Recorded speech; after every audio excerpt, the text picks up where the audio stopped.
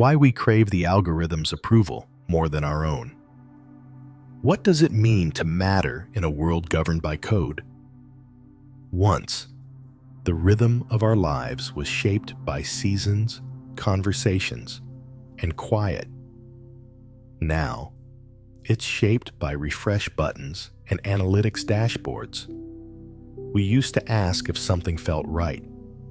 Now, we ask if it will perform. We shape our sense of self, not by introspection, but by impressions per minute. Somewhere along the way, meaning became measurable, and everything that couldn't be measured began to feel irrelevant. The algorithm does not feel. It does not care. It rewards patterns, trends, click-through rates. It is not malicious. It simply is. A silent God with no face, no ethics, only appetite. It sees you not as a person, but as performance, not as a voice, but as velocity. The faster you can adapt, the more it will feed you. For a moment, then it hungers again. The philosopher Byung-Chul Han in The Burnout Society warns that we've internalized the mechanisms of control. There is no need for external oppression anymore. We exploit ourselves, convinced that productivity is identity. Achievement subjects, he writes, are not free. They are trapped in their own freedom. In seeking the algorithm's favor, we offer our time, our creativity, our very attention as sacrifices on its altar. A video goes live. We wait. We monitor. Every like, a breath. Every comment, a pulse. Every view, a tiny affirmation that we exist. And when it underperforms, the silence isn't just numerical. It's existential. It feels like rejection. We conflate numbers with worth, visibility with value, and slowly, we begin to believe that if the algorithm doesn't pick us, it's because we aren't good enough. Nietzsche warned, "He who fights with monsters should see to it that he himself does not become a monster." We entered these platforms with dreams, but somewhere in the endless quest for optimization, we became optimized versions of ourselves. Compressed, branded, palatable. We are taught to be authentic, but only if that authenticity aligns with trends. Be vulnerable, but only if it earns engagement. Be real, but only if it's shareable. And so, we fracture. We present fragments of ourselves tailored to trends, to tags, to tempo. Every video is not just content, it is a negotiation between the self we want to be and the self that gets seen. The soul bends around the algorithm like metal warping in heat, and we celebrate the bending. We call it success. But what is success when it demands the erosion of the self? We are no longer just content creators. We are content. Our thoughts, our grief, our joy, our breakdowns, packaged, uploaded, optimized for reach. The algorithm doesn't differentiate between a comedy sketch and a cry for help. It asks only, will people click? And we oblige. Because in a world where everything is performance, even pain becomes marketable. Simone Weil once said, "Attention is the rarest and purest form of generosity." Yet we are taught to chase attention like it's a prize, not a gift. The algorithm teaches us to hijack it, to manufacture hooks, to weaponize titles, to manipulate thumbnails. We are not being generous. We are being strategic. We are no longer speaking to be heard. but speaking to survive. The tragedy is not just individual, it is cultural. What happens to a generation that believes it must be seen to be real?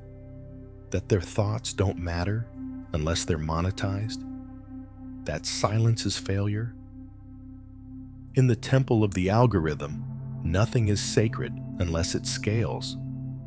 And yet, we keep coming back, day after day, video after video, offering up more of ourselves to the machine in the hope that this time it will notice. This time, it will love us back. But the algorithm is not built to love. It cannot hold you when you break. It cannot validate your truth. It cannot see the nuance of your experience.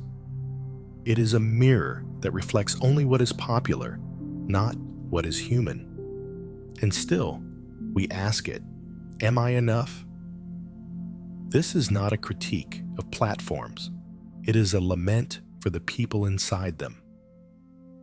The 4 a.m. editors, the creators burning out for relevance, the ones crying off camera, then pressing record, the ones measuring their lives in click-through rates and average watch times. They are not chasing fame. They are chasing recognition, the primal need to be seen, understood, and valued. But when recognition is reduced to metrics, we lose the soul of it. Real validation doesn't come from views. It comes from the mirror, the journal, the silent walk, the friend who listens, the moment of stillness that says, "You are already enough." Even if no one is watching, especially then, we have to ask, what did we lose when we stopped asking ourselves for permission and started asking the algorithm? We have to remember the parts of ourselves that exist outside the screen, untouched by code, immune to analytics. Those parts that do not need to perform to be worthy. The algorithm will never tell you who you are, but your silence might. So listen. Before you go viral, go inward. Before you chase numbers, ask what you truly crave. Before you become what the algorithm wants, ask yourself what you need. The view count, our new measure of existence. What are we counting really? When we obsess over the number of views on a video, are we measuring impact? Or just proof that someone, somewhere, noticed we were here? A view is not just a metric. It is a heartbeat, a flicker of acknowledgement, a whisper that says, you are not invisible. But like all whispers, it fades, and so we chase the next one and the next, until we are no longer living, but performing life in fragments, hoping someone's gaze might stitch them together into meaning. A view once meant that someone saw, but now it is not enough to be seen. We must be seen a lot. 100 is a failure. 1,000 is modest. 1 million is the new baseline of mattering. Each digit added to the count becomes a digit removed from our peace. The number climbs. Our worth, we believe, climbs with it. But behind every view, there is only silence. No smile, no embrace. Just another tick in a machine we do not understand. Jean Baudrillard warned us in Simulacra and Simulation that we are living in a world of signs detached from reality. The view count is not attention. It is the symbol of attention. A hollow digit that may have come from a distracted scroll, a bot, a background tab, And yet we imbue it with meaning. We stare at it like an oracle. We let it judge our art, our effort, our identity. You pour your soul into a piece. You edit for days. You care. You hope.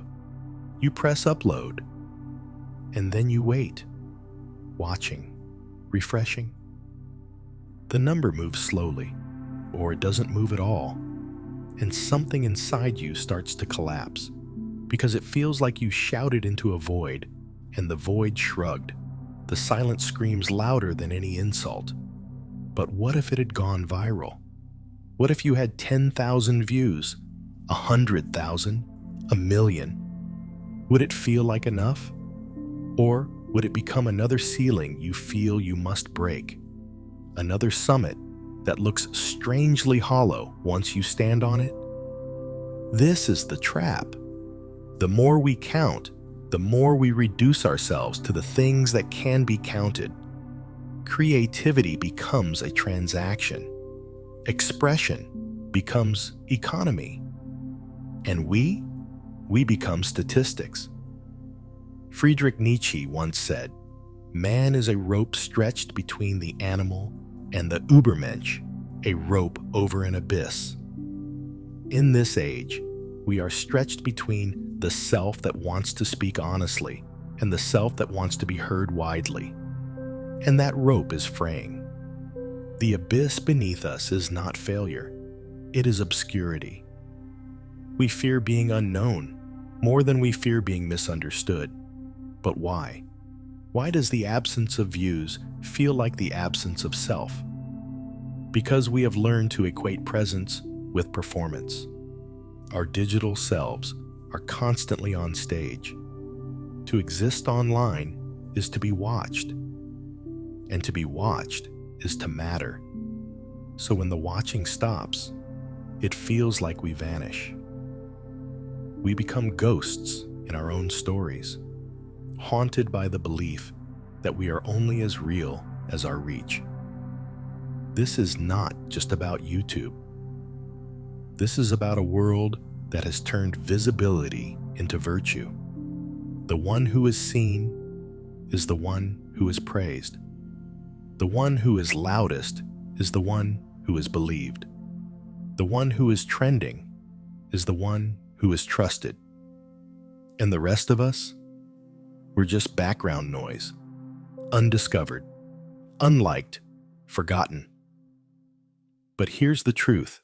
No algorithm will ever teach you. You existed before the first view. You mattered before the first subscriber. You were worthy before anyone else knew your name. The number can never define you. It can only distract you from the parts of yourself that are unquantifiable. Your intuition, your stillness, your voice in the dark that speaks even when no one is listening. And yet, we check. Obsessively. We refresh the page like addicts, not for fame, but for affirmation, for proof that we are not alone in our rooms, in our minds, in our lives. We don't want numbers. We want witnesses. But views are not witnesses. They are shadows, passers-by. They do not stay. They do not see you.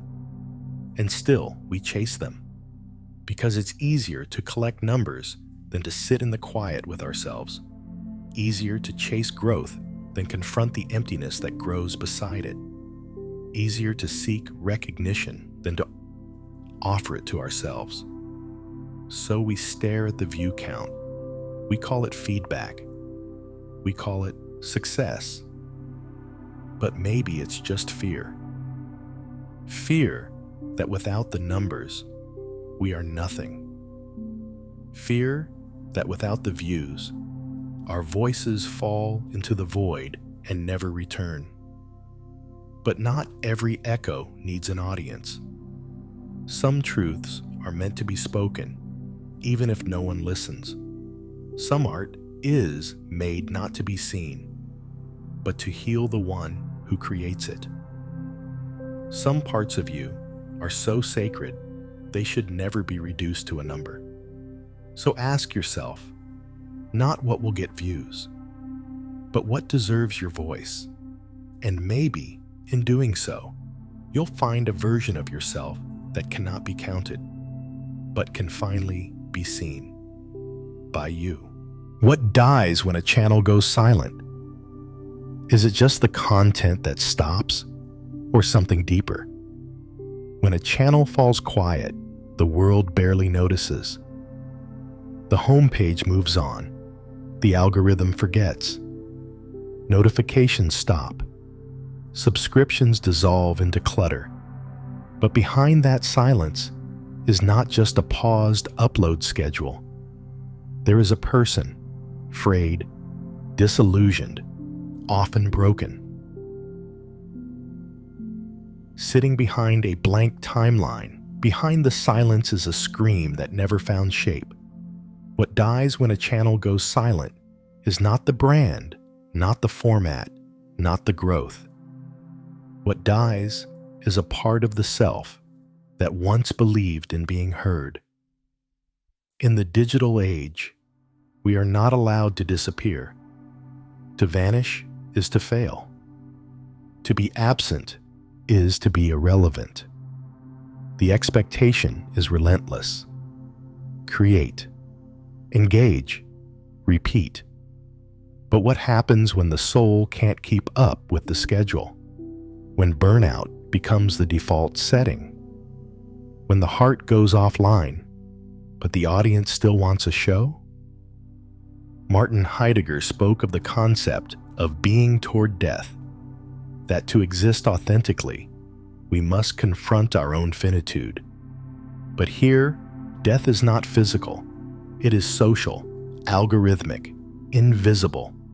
To stop posting is to vanish from the collective memory. To rest is to risk being replaced. And so we keep going, long past when we should have stopped. Until one day, silence becomes the only option. We talk about digital death as if it were nothing, just another inactive account. But for creators, it feels like grieving your own disappearance. You begin to ask, who am I if I'm not uploading? What do I matter if I'm not being seen?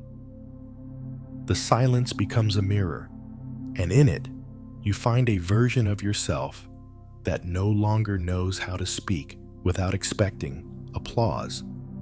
The channel was never just videos. It was a vessel, a diary, a lifeline.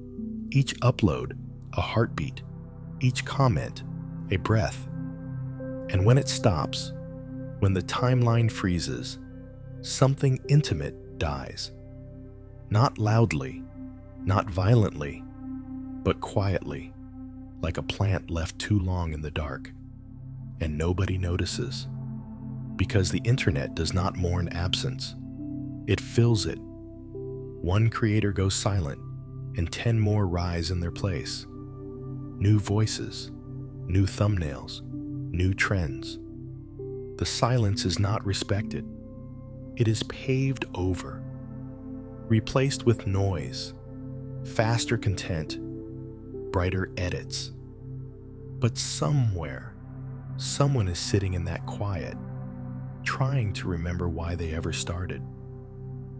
What dies when a channel goes silent? Maybe it's the version of the creator who once believed that honesty was enough. That sincerity could survive in a space built on virality.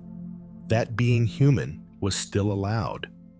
Albert Camus once wrote, "In the depth of winter, I finally learned that within me there lay an invincible summer." But how does one find that summer when the screen only reflects numbers and the numbers have stopped growing? To go silent is to face the terrifying question, who am I now? For many, the channel became the self. It swallowed everything. Relationships, sleep, sanity, spontaneity. The camera didn't just capture life, it replaced it. So, When the content ends, so does the illusion of control. You're left with the raw, unedited footage of your real life. And that, more than any algorithmic decline, is what haunts you. We grieve in silence. Not just for the videos that will never be made, but for the person who vanished trying to make them. For the enthusiasm that turned into exhaustion. For the joy that curdled into pressure. For the presence that got cannibalized by performance. And still, the platform waits. It doesn't reach out. It doesn't ask if you're okay. It simply adjusts, recommends something else, moves on. The silence you give it is met with its own, a cold indifference dressed in autoplay. You try to return, you think about filming again, but something's changed. The trust is broken. The voice sounds foreign. The camera feels heavy. And worst of all, you fear that your silence wasn't just a pause. It was a goodbye you didn't know how to say. But this is what no metric captures. The courage it takes to stop, to rest, to walk away, to say, I will not trade my well-being for visibility, to say, my silence is not failure. It is recovery. We do not honor the channels that go dark, but maybe we should.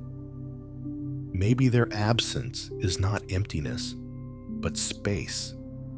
Space to heal. Space to remember who they were before the grind swallowed their spark. So the next time a creator disappears, don't just wonder where they went. Wonder what they gave to be here at all. And maybe, just maybe, give them the one thing the algorithm never can: grace. Authenticity as a performance. The influencer's paradox. How do you stay real in a world that rewards the mask? In the beginning, authenticity was the currency of YouTube. A webcam, a messy room, unfiltered thoughts. That rawness, those unedited truths, were sacred. They stood in opposition to the polish of television, the polish of brands. But then something changed. That rawness became valuable, marketable, replicable. And once authenticity became profitable, it became something else entirely, a performance. Now, being real is a strategy. Vulnerability is monetized. Confession becomes content. The truth is edited for timing, lighting, and narrative arc. The once sacred impulse to share becomes a product carefully shaped to appear untouched. This is the influencer's paradox. Be genuine, but strategically so. Be open, but only on schedule. Be yourself, just enough to build a brand. Soren Kierkegaard once wrote, "The most common form of despair is not being who you are." And yet the influencer economy demands precisely that despair, if not openly, then quietly, behind the scenes. The person on camera becomes a character, not in the theatrical sense, but in the curated one, the emotionally available friend, the relatable mess, the wise oversharer. And every day, the line between person and persona blurs. You are praised not for your wholeness, but for the fragments you offer up. A bad day, aestheticized. A breakdown, set to music. A childhood trauma, condensed into a 10-minute arc with ad breaks. It feels like healing. It looks like courage. But underneath, something begins to erode. Because to perform authenticity is to split yourself in two. The version of you that lives the experience and the version that documents it. You're never fully present. Even your pain becomes pre-production. Even your joy becomes potential content. The lens is always there, even when it's not. This is the slow violence of visibility. You become fluent in your own performance. You know what plays well. You know how to phrase it, how to smile just right while crying, how to pause for dramatic effect in the middle of a vulnerable sentence. You are honest, but the honesty is edited, shaped, framed, and eventually, even you start to forget what was spontaneous and what was strategic. It's not that you're lying, you're just filtering, smoothing the edges of truth until it fits the algorithm's demands. Authenticity becomes aesthetic, a vibe, a brand, and that's when the real danger sets in. Because if you are rewarded for your curated honesty, what happens when the real version of you no longer aligns with the one the audience loves? Do you stay true to yourself and risk losing them? Or do you maintain the performance and lose yourself? This is the quiet despair that so many creators live with. The pressure to stay on, even when off camera. The guilt of feeling fake, even when being vulnerable. The exhaustion of knowing that your most intimate truths are now content to be consumed, dissected, and judged by people who do not know you. Michel Foucault, in his writings on surveillance, describes the panopticon, a prison design where inmates can be watched at any time without knowing when. Eventually, the fear of being watched becomes internalized. The surveillance becomes self-imposed. We discipline ourselves. This is what social media has become. Not a platform, but a panopticon. You don't need to be watched constantly. You just need to believe you are. And so you curate everything. Even your silence becomes strategic. The influencer smiles, shares, emotes. But behind the camera, they ask, is this me? Or just the version of me that performs well? Do I feel this? Or am I supposed to feel this? Am I being honest? Or just convincing? This is not a moral failure. It is a structural one. The system rewards spectacle, not sincerity. Vulnerability, only if it's polished. Truth, only if it's profitable. So we adapt. We bend. We become fluent in emotional commerce. And we convince ourselves that this is what being real looks like now. But deep down, a hunger grows. The hunger to be seen, not as a brand, not as a narrative, but as a full, messy, unfinished human being. And that hunger is never fed. Because the moment you try to be whole, you fall out of frame. Too complicated. Too inconsistent. Too human. So the influencer stays in character. The brand continues. The mask smiles, and the person behind it gets a little quieter, a little lonelier, a little more afraid that if they ever stopped performing, no one would listen. But what if we could be seen without performing? What if we could speak without shaping? What if we were loved for what didn't go viral? Until then, authenticity will remain a costume. And every time we wear it, we risk forgetting who we are when the costume comes off. The illusion of connection in a world of endless uploads. Why do we feel lonelier the more we connect? Scroll long enough, and you'll see smiling faces, laughter in split screens, voices answering comments with warmth and wit, community, engagement, interactivity, the appearance of closeness.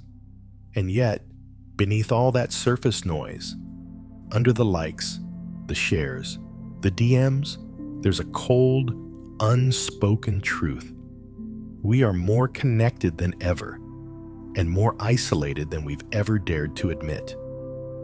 In a world where connection is constant, intimacy has become rare. Each upload promises presence. Each post is a digital knock on someone's door, asking, "Do you see me? Do you feel this too?" And sometimes we get answers. Comments flood in.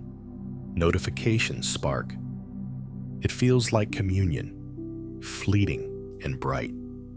But when the screen dims and the noise stops, we're left in a silence so wide it echoes. This isn't connection, it's contact, and they are not the same. The philosopher Hannah Arendt warned that in mass societies, individuals are not united. They are isolated together, side by side but unreachable. In the digital age, we've mistaken availability for intimacy. We can reach anyone, anytime. But reaching is not holding. It is not understanding. It is not being known. You can have millions of subscribers and still not have a single person who truly hears you. Creators speak into the void daily. They share thoughts, stories, pain. The comment section replies, a wave of affirmation. But affirmation is not understanding. Most of the audience does not see you. They see the version of you that comforts or entertains them. They see what you offer, not what you carry. And the more you give, the less space there is to receive. You become a conduit for others' feelings, their confessions, their loneliness, and slowly, you begin to disappear into their needs. The persona expands, the person shrinks. This is the illusion that engagement equals intimacy, that more comments mean deeper bonds, that a Discord server can replace a living room, that parasociality is a substitute for presence. It is not. You respond to comments at 2 a.m. just to feel less alone. You go live, hoping the chat will fill the silence in your room. You film when you're exhausted, because someone said your content is the only thing getting them through the week. And somehow, while trying to help others feel less lonely, you become more lost inside your own, because you're never fully with anyone. You're always slightly elsewhere. Watching metrics, reading replies, curating moments for the feed, connection becomes a performance. Affection becomes analytics. Love becomes likes. And in the middle of it all, you become invisible. Jean-Paul Sartre wrote that hell is other people, but maybe hell is the space between people. The space filled with images, projections, avatars. You think you know them, but you don't. They think they know you, but they don't. Everyone's guessing. Everyone's reaching through glass. We call this community, but it's more like a crowd where everyone is facing a mirror. So we keep uploading, hoping one post, one story, one vulnerable truth will finally bridge the gap. And sometimes it does. Sometimes connection is real. A message that lands, a stranger who stays, a voice that doesn't scroll past. But these moments are rare. And they're buried under a mountain of content we created to feel close. but which only reminded us how far away we really are. What we long for is presence, not interaction, not noise, not reaction.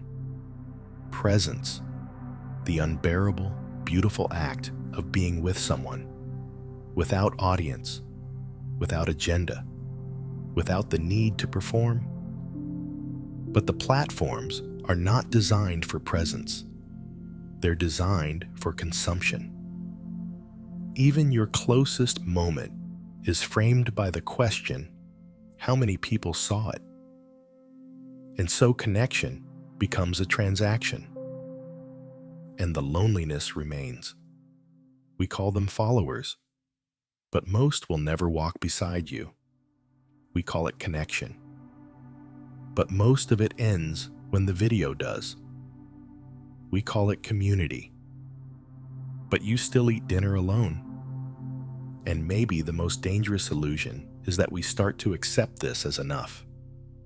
That this shallow web of distant eyes is all we can ask for.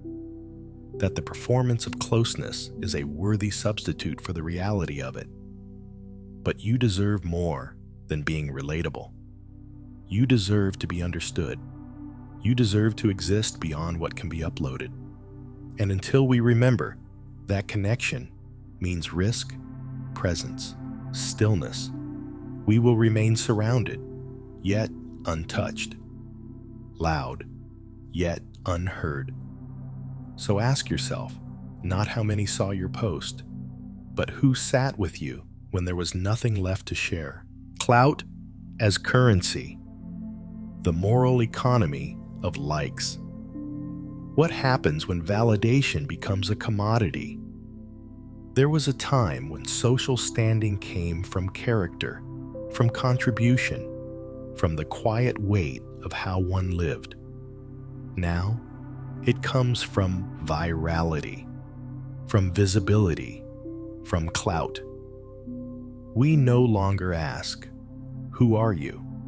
We ask, "How many followers do you have?" Influence has become value, and like any currency, it can be traded, inflated, stolen, or lost. In this new economy, likes are no longer expressions of appreciation. They're units of power. A like is a nod, a transaction, a symbol of allegiance, the digital handshake, the algorithmic endorsement. The more you have, the more you are. The fewer you have, the more invisible you become. The French sociologist Pierre Bourdieu wrote of symbolic capital, non-monetary forms of power that carry weight in a culture. Honor, prestige, reputation. Today, symbolic capital has been digitized. Likes, shares, views, these are our new social currencies. And with them comes a market of the self, where everyone is both the brand and the product. We dress for clout. We speak for clout. We shape our convictions to align with what clout demands. And slowly, our values become malleable, flexible to the trends, submissive to the tide. Not because we lack integrity, but because clout pays. Not in money alone, but in attention, in presence, in proof that we matter. And so, morality becomes strategic. You express outrage, not because you feel it, but because it plays well. You share grief, not to mourn, but because it aligns with your brand's empathy. You take stands, not to take risks, but to stay relevant. Ethics are filtered through engagement. Truth becomes a negotiation. And clout becomes a god we bow to without noticing. Because clout isn't just addictive. It's efficient. It opens doors, even as it quietly closes parts of yourself. It validates, even as it deforms. You gain followers, but lose nuance. You win applause, but lose depth. You become more visible, but also more hollow. Because clout does not care why you're loved, only that you are. It doesn't distinguish between virtue and virality. A moment of sincerity and a moment of spectacle can garner the same reaction. And so, slowly, we begin to perform our lives not for connection or expression, but for approval, for amplification, for the score. And when clout becomes currency, people become commodities. We rank one another, compare, envy. We calculate each post. Who will see this? Who will share it? How will it perform? And worse, how does it make me look? Not to ourselves, but to the invisible crowd always watching. We become self-aware to the point of paralysis. We do not ask, is this meaningful? We ask, will this perform? Even our silence becomes political. Even our inaction gets interpreted. There is no offstage, no private, only content or absence from content, both judged, both calculated. And this breeds a moral fatigue. How do you live ethically in a world where every decision is seen, interpreted, and scored? How do you know your values when your worth is mediated through public reaction? You want to be honest, but honesty doesn't trend. You want to care, but sincerity is slow, and clout demands speed, so you adapt. You become fluent in the dialect of the platform. You speak in memes. You dress your truths in irony. You flatten complexity into 1-minute clips and captioned affirmations. And the more fluent you become, the harder it is to remember your native tongue. Because clout rewards noise, not reflection. Drama spreads faster than nuance. Rage performs better than doubt. And the system doesn't care if it burns you out, so long as you keep engaging. So long as you keep playing. Even if you don't know the rules anymore. Even if the game is rigged. Even if, in chasing clout, you've lost the parts of you that didn't need an audience to exist. Walter Benjamin once said that in an age where everything is reproduced, the aura of art, the sacred, the personal, the real, fades.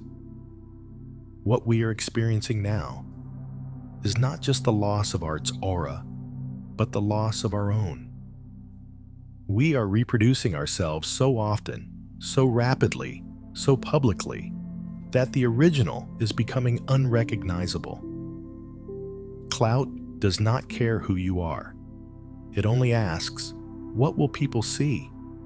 And when you build your life on what people see, your identity becomes a house of mirrors, always visible, never whole. So here's the quiet truth that no one says out loud.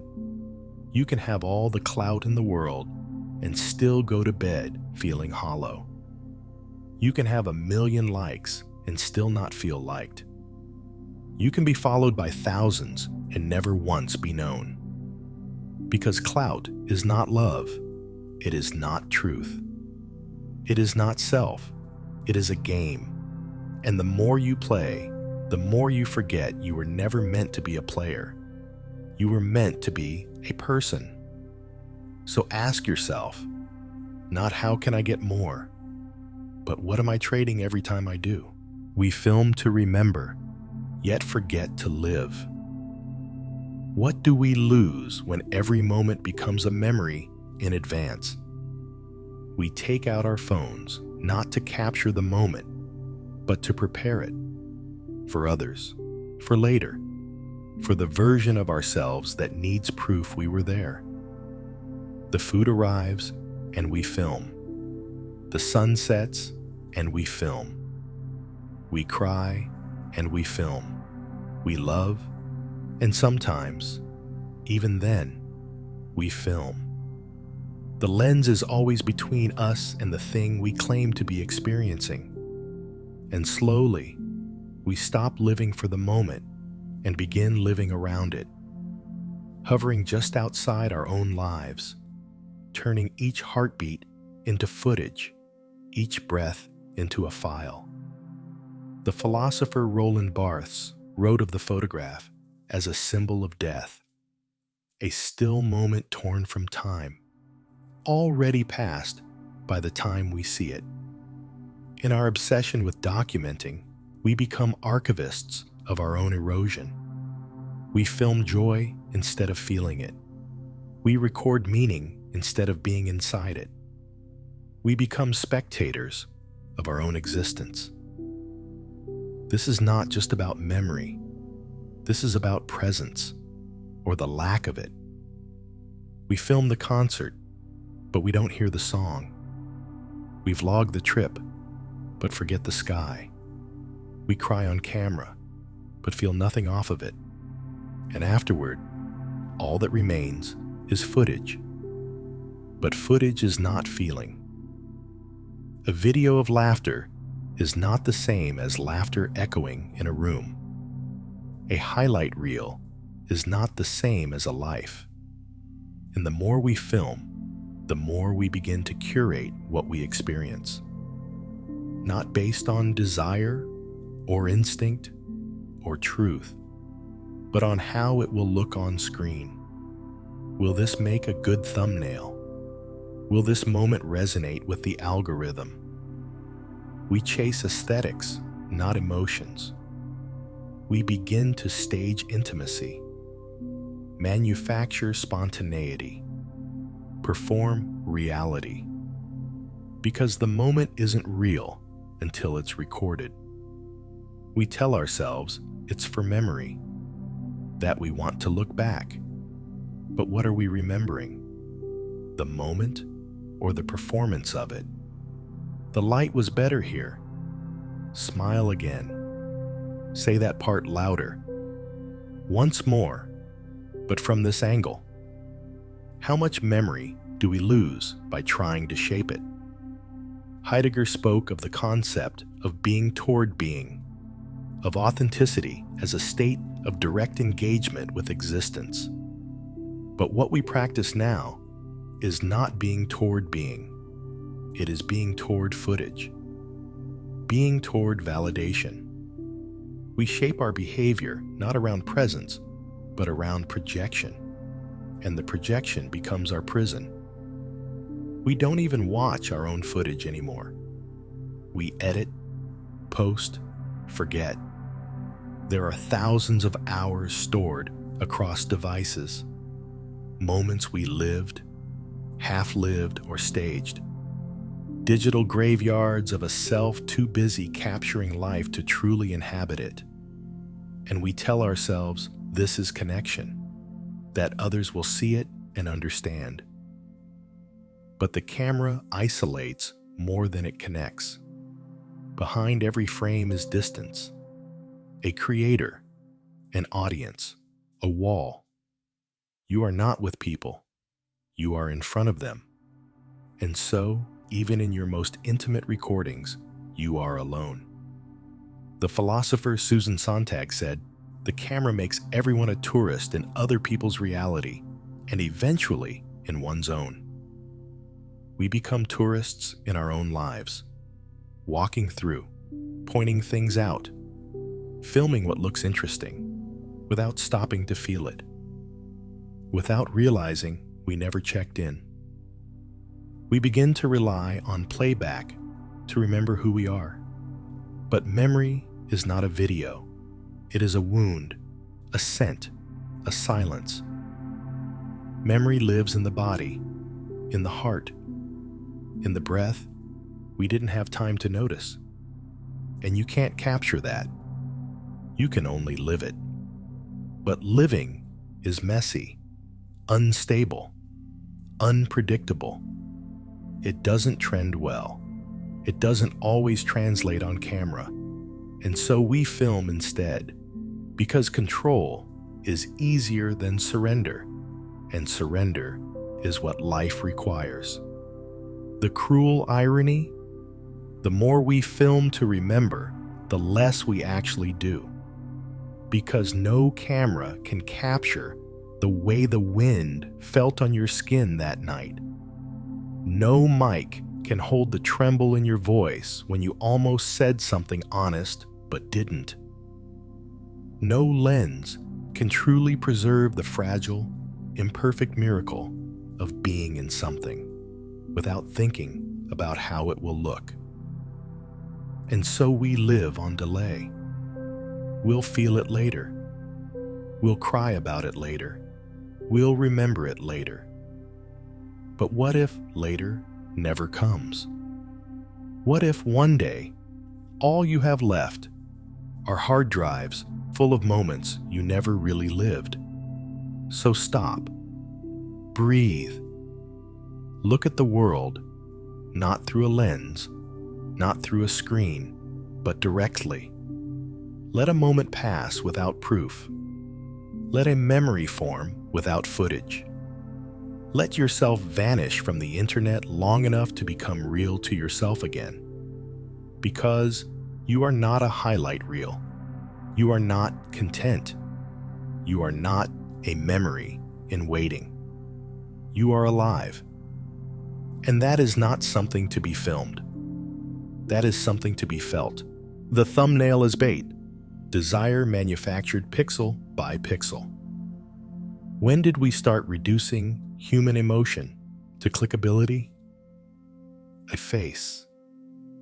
Frozen mid-scream, eyes widened, mouth agape, neon text slashed across the screen.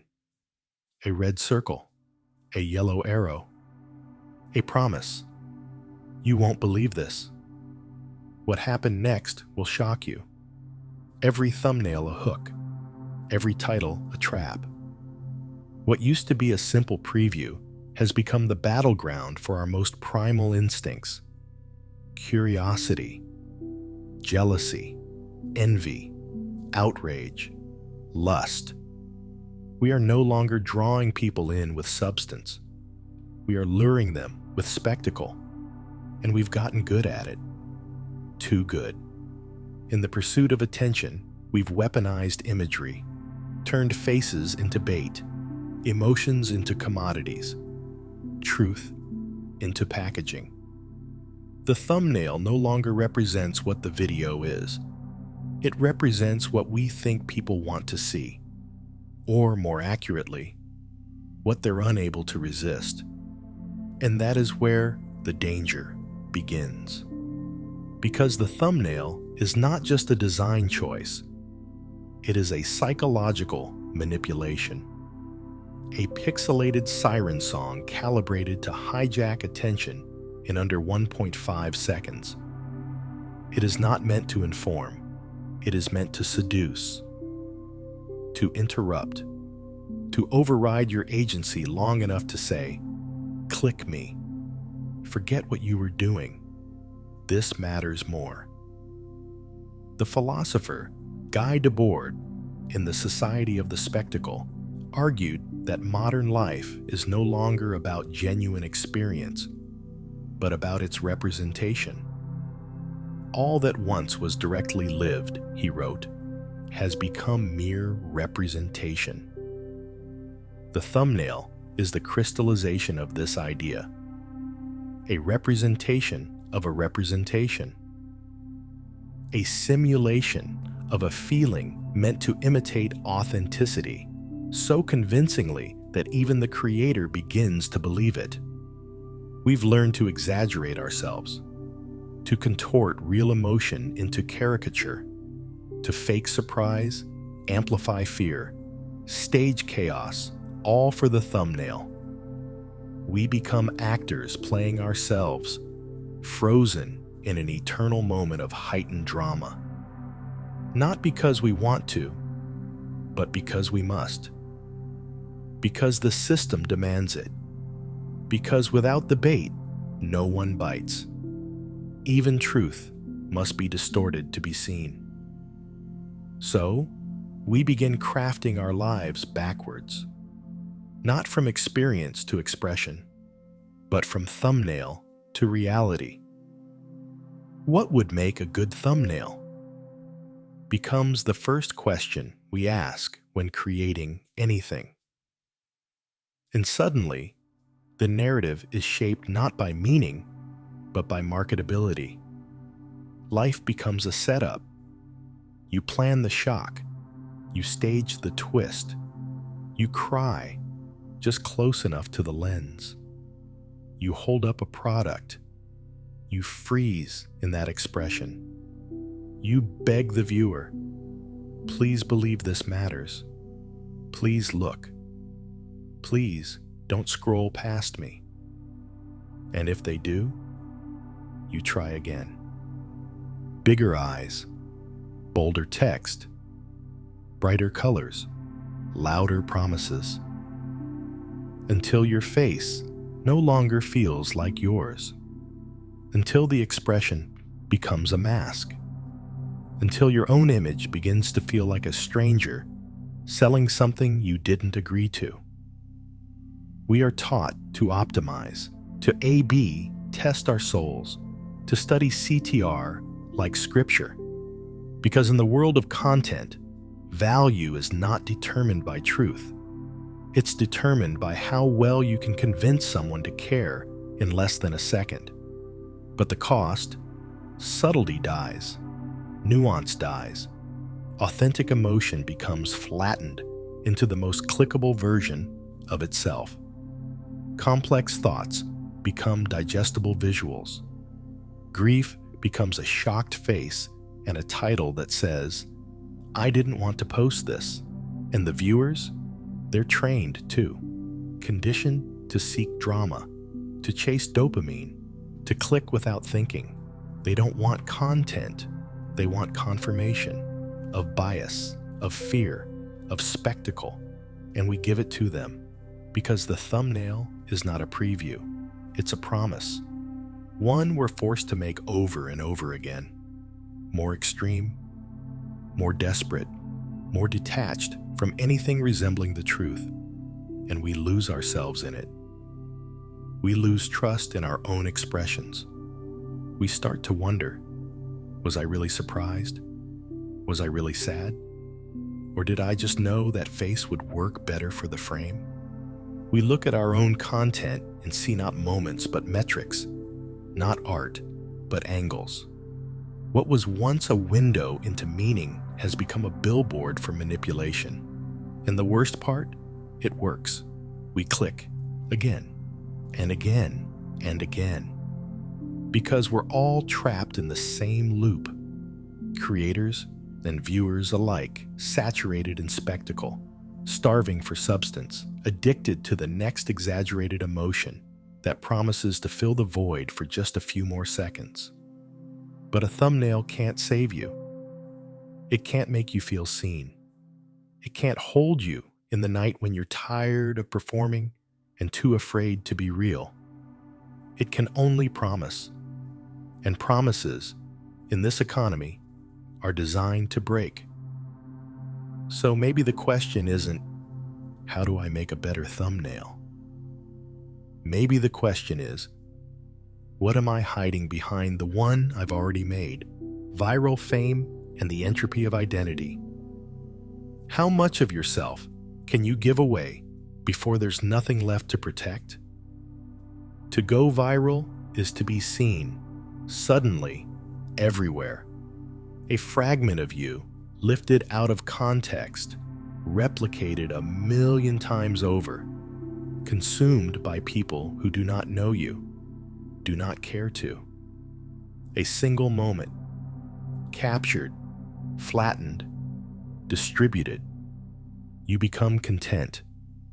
And content does not have boundaries. It does not get to explain itself. It does not get to be misunderstood kindly. It just circulates. Overnight, you are a sensation, or a punchline, or a symbol, and you have no say in which. Because viral fame is not earned. It is not chosen. It is not a destination. It is a storm. You don't go viral. You are taken viral. And in that taking, something begins to unravel. In thermodynamics, entropy is the measure of disorder, the inevitable slide of systems into chaos. Viral fame is entropy applied to identity. The moment you explode into public consciousness, your sense of self begins to scatter. You are no longer one thing. You are many. A million versions of you are being constructed simultaneously. Some worshipped, some mocked, most misread. You cannot correct them. You cannot slow them down. All you can do is watch. Watch your face become a meme. Your voice become a soundbite. Your pain become entertainment. Your vulnerability become monetized by others before you even understand what's happening. The internet moves fast. Faster than grief. Faster than reflection. Faster than healing. And so, you are left behind by your own moment. People think fame is power. But viral fame is the opposite. It is exposure without control. It is recognition without refuge. It is applause laced with threat. Your inbox fills with praise and with violence, with obsession and with cruelty. There is no middle ground, only noise, and you are expected to perform through all of it. Smile. Be grateful. Stay relevant. Say the right thing. Say more. Say less. Say something before they forget you. Because here's the brutal truth. Viral fame has the lifespan of a fever dream. It burns hot and dies quickly. Today's icon is tomorrow's irrelevance. The machine is always hungry, and it does not eat the same meal twice. So you try to feed it again. You chase the high. You replicate the formula. You bend yourself into new shapes, hoping to stay visible, hoping to matter. But each attempt feels thinner, more forced. You were lucky once. You don't know how to be lucky again. And so you begin to fracture. Who were you before they cared? Who are you now that they've moved on? You can't tell. The boundaries have eroded. The face you showed the world has become the only one you can see. And it doesn't feel like yours anymore. Simone de Beauvoir wrote, "To lose confidence in one's body is to lose confidence in oneself." But what happens when you lose confidence in your image? When the self people fell in love with or hated is a version of you that doesn't even feel real? You become alien to yourself, a stranger trapped in a brand, a ghost of a moment you barely remember. And still, the pressure persists to make it matter, to make it last, to turn virality into legacy. But legacy built on noise is fragile. It crumbles fast because the internet remembers everything and understands nothing. And when the attention fades, as it always does, you are left with silence. Not the kind that heals, the kind that judges, the kind that whispers, you were only valuable when they wanted you, and now you are disposable. But what's worse than being forgotten is being remembered wrong. Forever tied to a clip, a controversy, a caption taken out of context. People meet you with assumptions, expectations, hatred, devotion, all based on the echo of a moment you no longer recognize. This is not fame. It is fragmentation. This is not attention. It is erasure.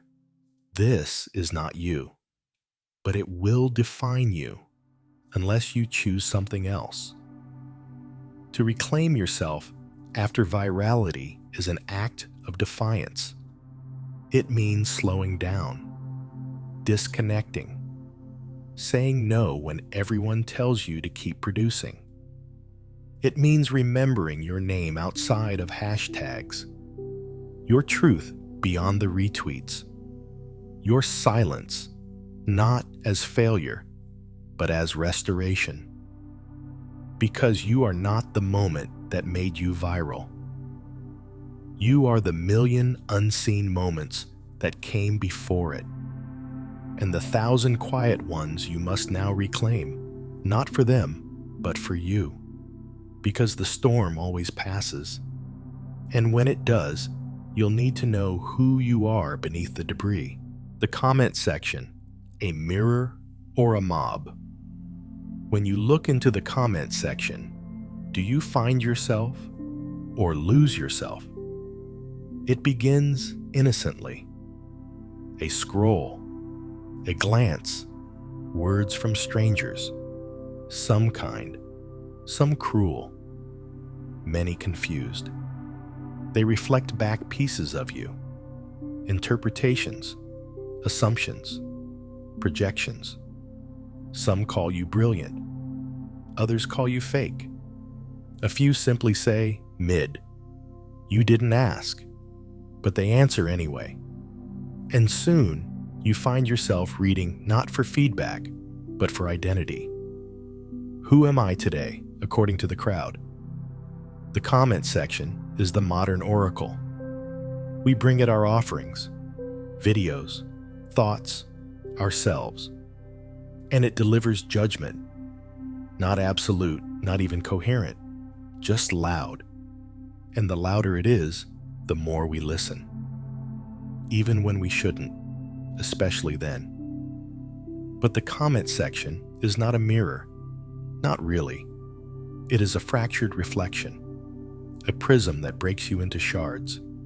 Each commenter seeing only what they want to, and those shards, over time, start to cut. You begin to bleed by inches. The philosopher Emmanuel Levinas believed that the face of the other carries an ethical demand, that to truly see someone is to be responsible for them. But in the comment section, no one is truly seen. There are no faces, only usernames, avatars, silence between keystrokes. The ethical demand dissolves. In its place, impulse, reaction, projection. And when we're all performing, no one's responsible for what they say. The comment section becomes an arena. And you become the spectacle. Your pain, debated. Your thoughts, dissected. Your very being, negotiated between strangers with no skin in the game, only opinions. And what was once a place for connection becomes something far more ancient. A public square with stones in every hand. This is not just digital noise. It's ritualized dissection. You post, they respond, you read, you absorb, you adjust, you change. Not because you were wrong, but because you were vulnerable. Because the volume of the mob made you question the volume of your own voice. Even the praise is dangerous, because it teaches you which parts of yourself are lovable, which tone to keep, which opinion to repeat. You learn quickly. Speak like this, and they applaud. Speak like that, and they vanish. Or worse, turn on you. And so you begin to curate yourself for the audience. Even your authenticity is shaped by response. You become a version of yourself optimized for applause. And that applause is addictive until it isn't. because the same crowd that lifted you will one day grow bored, or resentful, or vindictive. One wrong sentence, one misunderstood joke, one moment of exhaustion mistaken for arrogance, and the mirror shatters. The praise turns cold, the mob turns fast, and you realize they never knew you. Not really.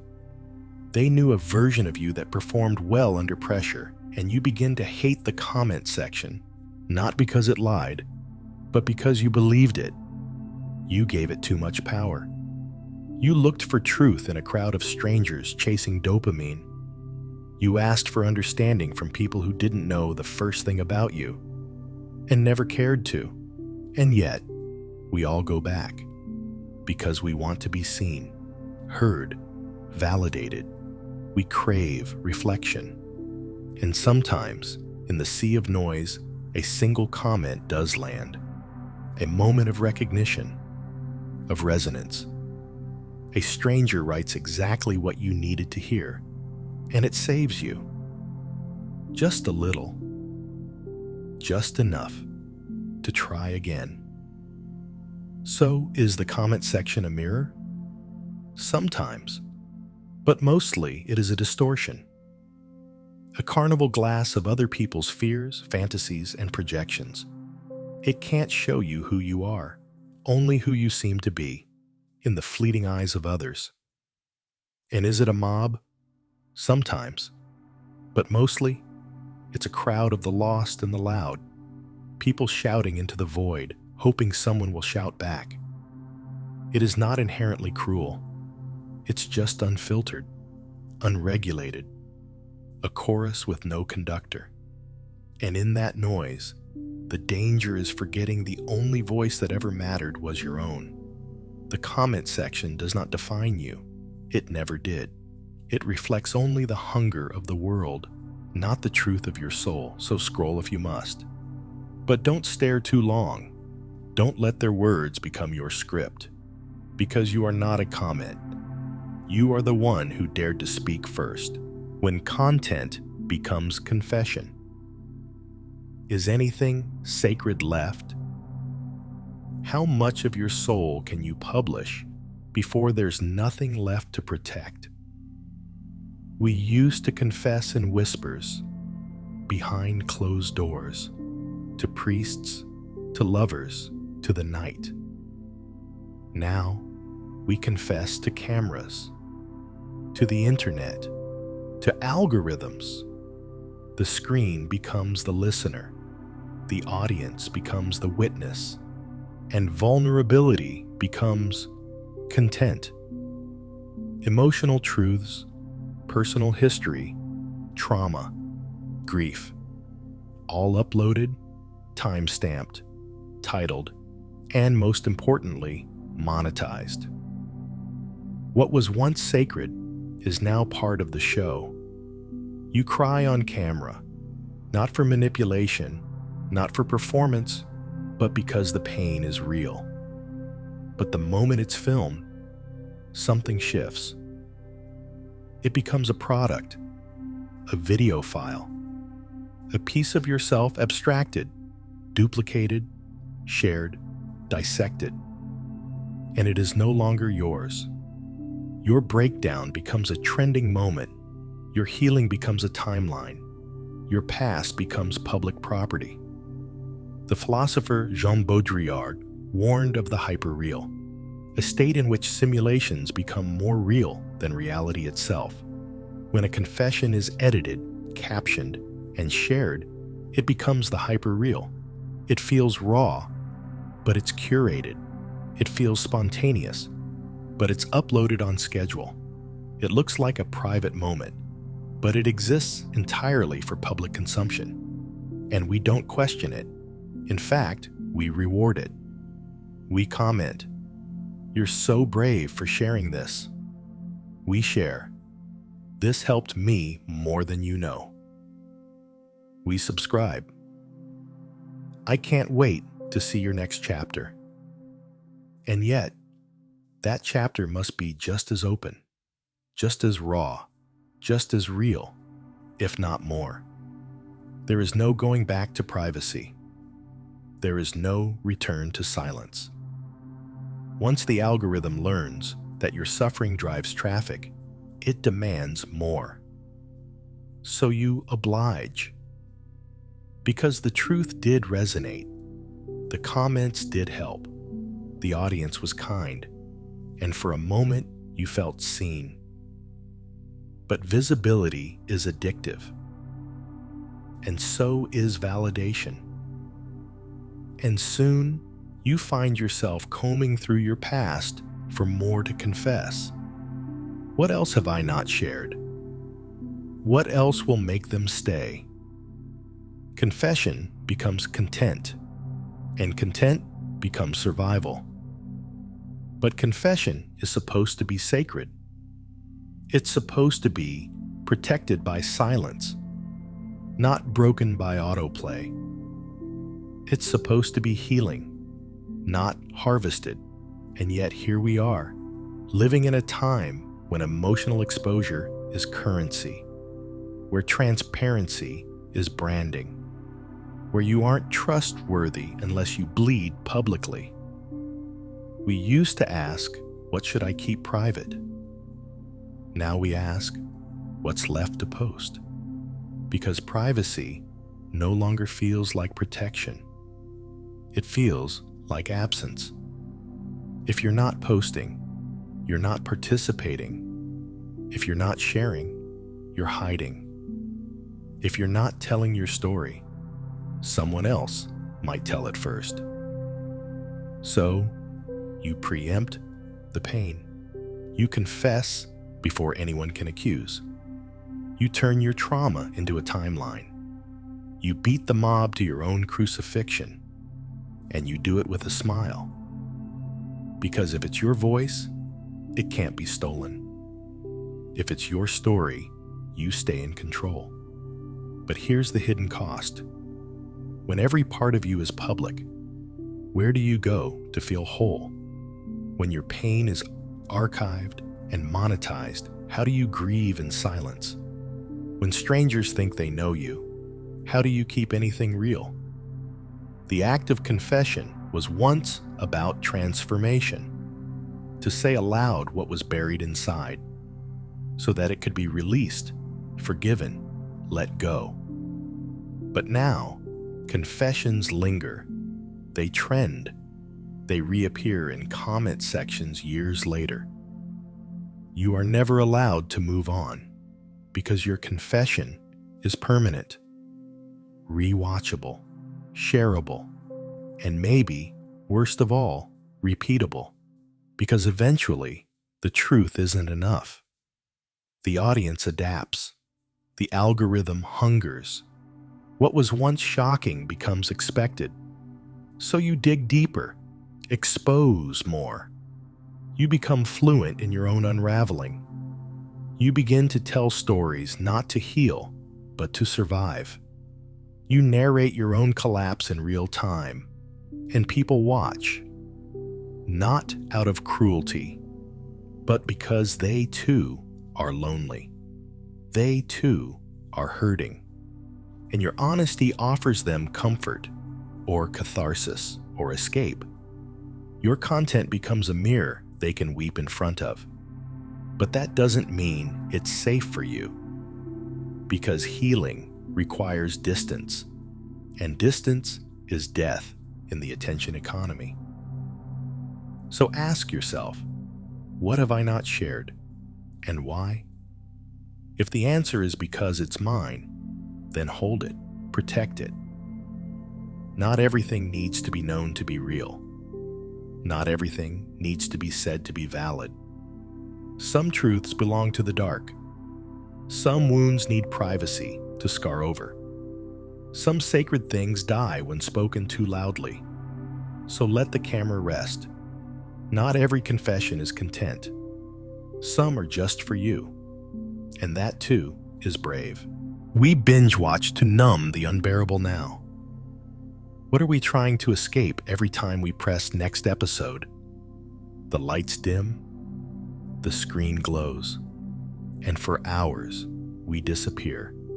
show after show, video after video, playlist after playlist. Autoplay pulls us forward like a current we didn't mean to step into, but don't quite want to leave. We say we're relaxing. We say we're catching up. But often, we're just numbing. Because the silence waiting on the other side of the screen feels heavier than the noise within it. We binge not because we're entertained, but because we're overwhelmed. Not because we want more, but because we can't bear what's already here. The philosopher Pascal once wrote, "All of humanity's problems stem from man's inability to sit quietly in a room alone." And so, we fill the quiet. Desperately, endlessly, we substitute presence with distraction, awareness with narrative. Our pain becomes background noise we try to outplay. We say, just one more video, but what we mean is, just a little longer before I have to feel. Because feeling is dangerous. The present holds too much. Anxiety, uncertainty, loneliness, grief. So we outsource it. We press play, and for a moment, we are someone else. In someone else's story.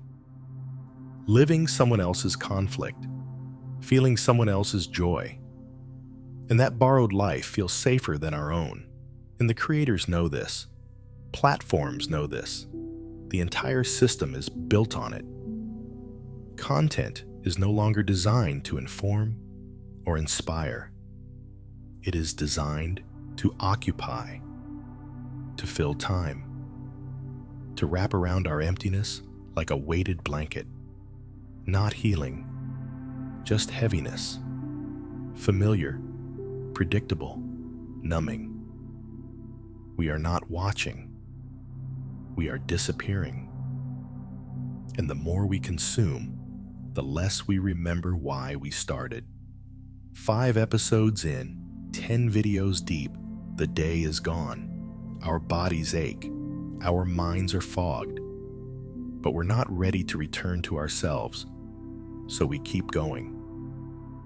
We convince ourselves we're enjoying it, even as our joy thins into passivity. This is not entertainment. This is sedation. We are sedating our fear of living. Because living means confronting the unknown, the heartbreak, the mundanity, the silence. And silence, in this age, feels like failure. We are so used to noise, so trained to engage, that stillness feels like suffocation. But binge watching does not quiet the pain. It delays it. The heartbreak will still be there when the screen fades. The loneliness will wait for you like a shadow just outside the frame. And the more you run from it, the more it grows. We are not escaping, only deferring. And each act of avoidance deepens the wound. We say we're too tired to face it, but the truth is, we're tired because we never do. Our souls are exhausted from living half-lives in curated worlds. We scroll for meaning. We stream for peace. But meaning doesn't live in consumption. And peace doesn't come from avoidance. It comes from meeting ourselves in the moment we most want to run from. So, what is binge watching really? It's the modern ritual of forgetting. Forgetting time. Forgetting pain. Forgetting who we are beneath the digital sedation. And sometimes, it's okay. Sometimes, we need to disconnect. To lose ourselves in a story, not our own. To breathe through someone else's problems. That's not weakness. That's survival. But when every night becomes a blur of autoplay, when every emotion gets swallowed by a screen, when we know the lives of fictional characters better than we know our friends or our own bodies, then we must ask, what am I avoiding? What am I afraid to feel? What part of my life have I muted because the volume of the present scares me? No amount of watching will save you from what you haven't yet felt. And the truth is, what you're avoiding, your grief, your doubt, your ache, is not trying to destroy you. It's trying to be seen, heard, held, but it cannot reach you through a screen. So maybe tonight, you don't press play. Maybe tonight, you sit in the silence. Not forever. Just long enough to hear what's beneath the numbness. Because beneath the numbness is pain. And beneath the pain is you. And you were never meant to binge watch your own life. Is the creator free, or just the algorithm's servant? Are you making content, or is content making you? We wake up in the morning with a list of things to create. We sit down, ready to film, ready to write, ready to produce. But something strange happens as we begin to create. The ideas are no longer ours. The concepts are no longer driven by our own impulses, our own passions, or our own needs. They are driven by the metrics, the algorithm, the invisible hand that guides us, that tells us what works, what doesn't, what gets clicks, what gets shares. We begin to craft not from inspiration, but from the whispers of a machine. So the question is, are we truly free in our creativity?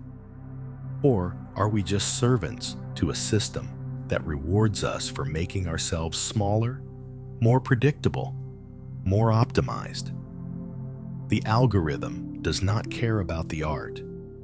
It does not care about meaning. It only cares about one thing: engagement. It watches. It learns. It shapes you.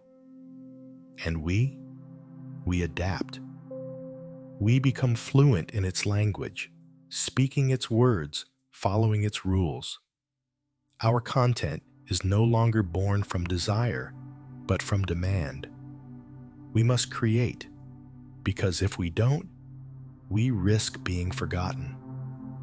We must post, because if we don't, we risk becoming irrelevant.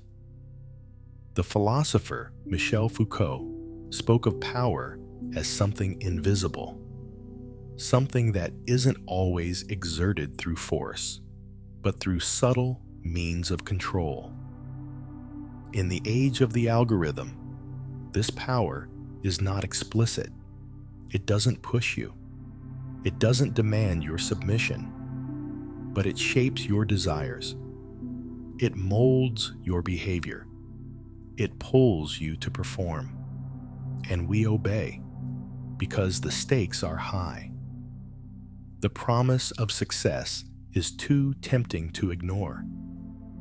The need for validation, for approval, is too great. But the question is, when you create to be seen, who are you really serving? The audience that consumes your content, or the system that drives them? When your purpose becomes engagement, your soul begins to erode.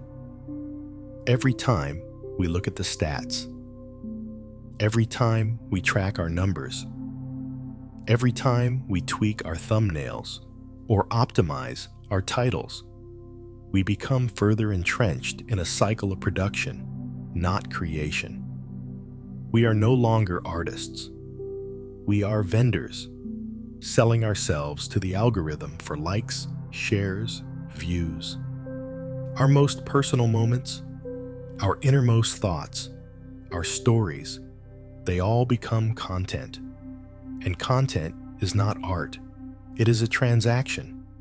And every transaction diminishes you just a little more. But that's the trap, isn't it? Because the algorithm doesn't demand your voice. It demands consistency. It doesn't need your truth. It needs your output. It doesn't care if you burn out. It cares if you stop. And so we go on, day after day, video after video, post after post. We are addicted to the reward system. We are driven by the feedback loop. The praise, the views, the subscribers, they feed us. They tell us that we matter, that we're doing it right. But every time we check our numbers, we lose a little more of who we are. We lose the part of ourselves that doesn't care about validation. We lose the part of ourselves that once created for the joy of creation. We lose our freedom because we begin to create not for expression, but for optimization. This is the paradox of the modern creator. The more we chase success, the less free we become. We start out with a voice, a purpose, a passion. And before we know it, our voice becomes a commodity. Our purpose becomes a trend. Our passion becomes a series of predictable steps designed to appease an algorithm. And slowly, without realizing it, we are no longer creating for ourselves. We are creating for the algorithm. We're not free. We're just compliant. The truth is, we could unplug. We could stop. We could go back to creating without worrying about likes and shares. We could make art for art's sake, but we won't. Because the system is too big. The pressure is too great. And when you're surrounded by creators all speaking the same language, all chasing the same metrics, it's easy to forget what it was like to create because you had something to say, not because you were trying to get seen. But here's the thing. No algorithm can tell you who you are. No machine can capture your soul. No trend can define your worth. So, the next time you pick up the camera, ask yourself, am I serving the system? Am I being shaped by the numbers? Or am I creating because this is what I need to say? Because freedom does not come from the next post, the next video, the next viral moment. It comes from being able to create for no one but yourself. And in that space, in that quiet between the clicks, you'll find the freedom that no algorithm can ever take away. Short-form content and the slow death of attention. How much can you truly feel in 15 seconds? We scroll, and scroll, and scroll. A face flashes, a voice rises, a joke lands. A moment of meaning dissolves into the next. It's fast, it's endless, and somehow never enough. One video ends before you can even think about it. Another begins before you can feel anything. The loop doesn't stop because it's not meant to. You are not meant to reflect. You are meant to consume.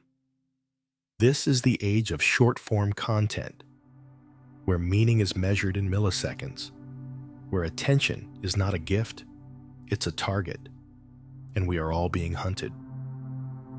The philosopher Herbert Marcuse warned of one-dimensional thought, a way of being where complexity is sacrificed for efficiency. That's what's happening now. We are flattening experience into sound bites. compressing depth into punchlines, turning stories into spectacles. It's not just attention that's dying. It's contemplation, stillness, time itself. Because what happens to thought when every idea must fit inside a frame that disappears in under a minute? What happens to you when your brain is trained to reset every 15 seconds? We used to follow threads. Now we chase flashes. We used to listen.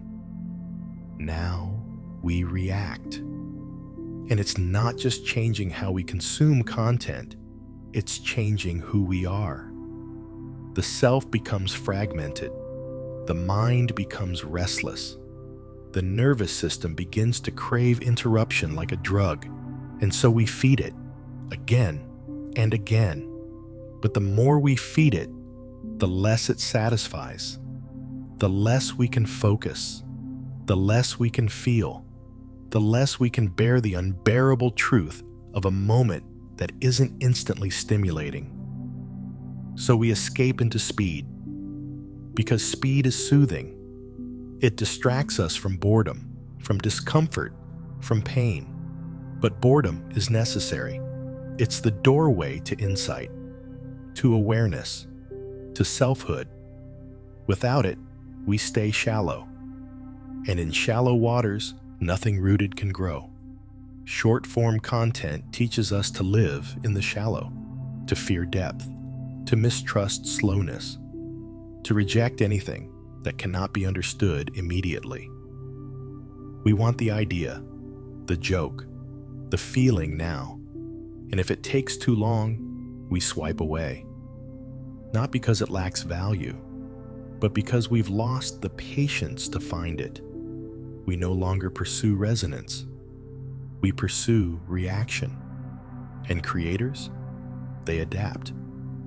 Not because they want to, but because the system rewards it. If you don't hook your audience in 3 seconds, you lose them. So you cut and cut and cut until the silence is gone, until the breath is gone, until all that's left is noise dressed as impact. The algorithm does not reward slowness. It punishes it, and so meaning must now be immediate. Emotion must now be efficient. But real emotion doesn't work like that. Grief doesn't fit into 15 seconds. Longing doesn't trend. Love, true love, is too quiet for autoplay. The most important moments in life unfold slowly. They don't ask for your attention. They earn it. They don't demand a reaction. They invite a reckoning. But reckoning requires time. And time is something we've traded away. Traded for the next hit of dopamine, the next scroll, the next loop. And we say we're just relaxing, just passing time. But time isn't something you pass. It's something you live. And we're outsourcing our lives to an endless stream of forgettable flashes. The tragedy isn't that we consume too much. It's that we remember none of it. 1,000 videos, 1,000 creators, 1,000 half-felt moments. But ask yourself, what moved you? What stayed with you? What changed you? Silence. Because nothing has time to sink in. We are drowning in immediacy, and in the process, we are losing our ability to think deeply, to love patiently, to be fully. This is the death of attention. And attention isn't just about focus, it's about presence. Without attention, there is no awareness. Without awareness, there is no self. So take a breath. Let the feed stop. Let the mind stretch. Let yourself be bored.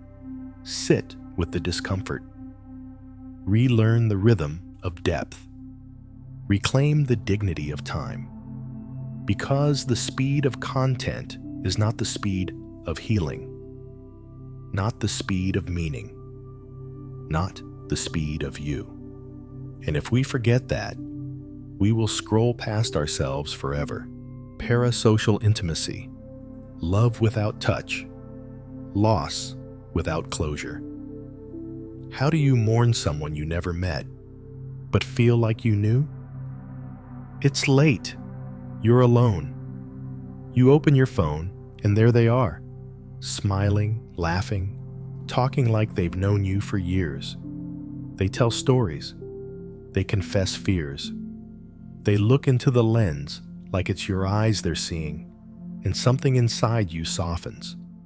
You feel connected, understood, maybe even loved. But they don't know your name. This is the paradox of the parasocial bond, deep emotional closeness built on one-way mirrors. The illusion of intimacy without its reality. You feel seen by someone who has never seen you. You carry their pain as if it were yours.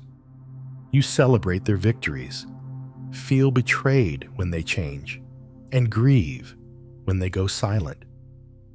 But none of it is mutual. The philosopher Martin Buber described two modes of relating: I-it and I-thou. I-it is transactional. I-thou is sacred, mutual, alive. But parasociality exists in between. It imitates I-thou, feels like love, loyalty, friendship, but cannot fully become it. Because one of you isn't there. And yet, the feelings are real. Your laughter is real. The comfort is real. The way their voice steadied you on the worst days of your life. Real. So when they disappear, the pain is real too. But how do you grieve someone who was never yours? How do you explain to others that a stranger on the internet became your anchor, your escape, your quiet reason to keep going? And now they're gone. Or worse, they've changed, and something in you feels abandoned. This grief has no rituals, no funerals, no space to name the ache. It's a silent mourning, dismissed by those who don't understand how intimacy works in this new world. And yet, the creators themselves aren't free either. They receive love that isn't theirs, devotion they didn't ask for, projection that feels like pressure. You tell them you saved me, and suddenly their every word feels dangerous. Every silence feels like a betrayal. Every shift in tone, every boundary drawn, risks collapsing the illusion that they're always there, always yours. Because you don't love them. You love the version of them that showed up in your darkest hour. And when that version changes, because they're human, it feels like loss. And no one prepares you for that. We say the internet connects us, and it does. But it connects us through screens, through curated fragments, through echoes, not presence. And the result is a deepening crisis of loneliness, where we're surrounded by faces, voices, personalities, but none of them can hold us. None of them can truly know us. And yet we keep returning. Not because we're foolish, but because we're hungry. Hungry to feel close to something, someone, anything. In a world where real connection is harder to find, parasocial relationships become emotional survival. They feel safer than real ones. No risk of rejection. No mess. Just comfort on command. But love without touch is incomplete. Closeness without vulnerability is imitation. And loss without closure is an open wound that never scars. So we sit with the ache, the longing, the quiet question we're too afraid to ask. Did they ever care? But that question has no answer, because the bond was never mutual. And that's not cruelty. That's just the structure.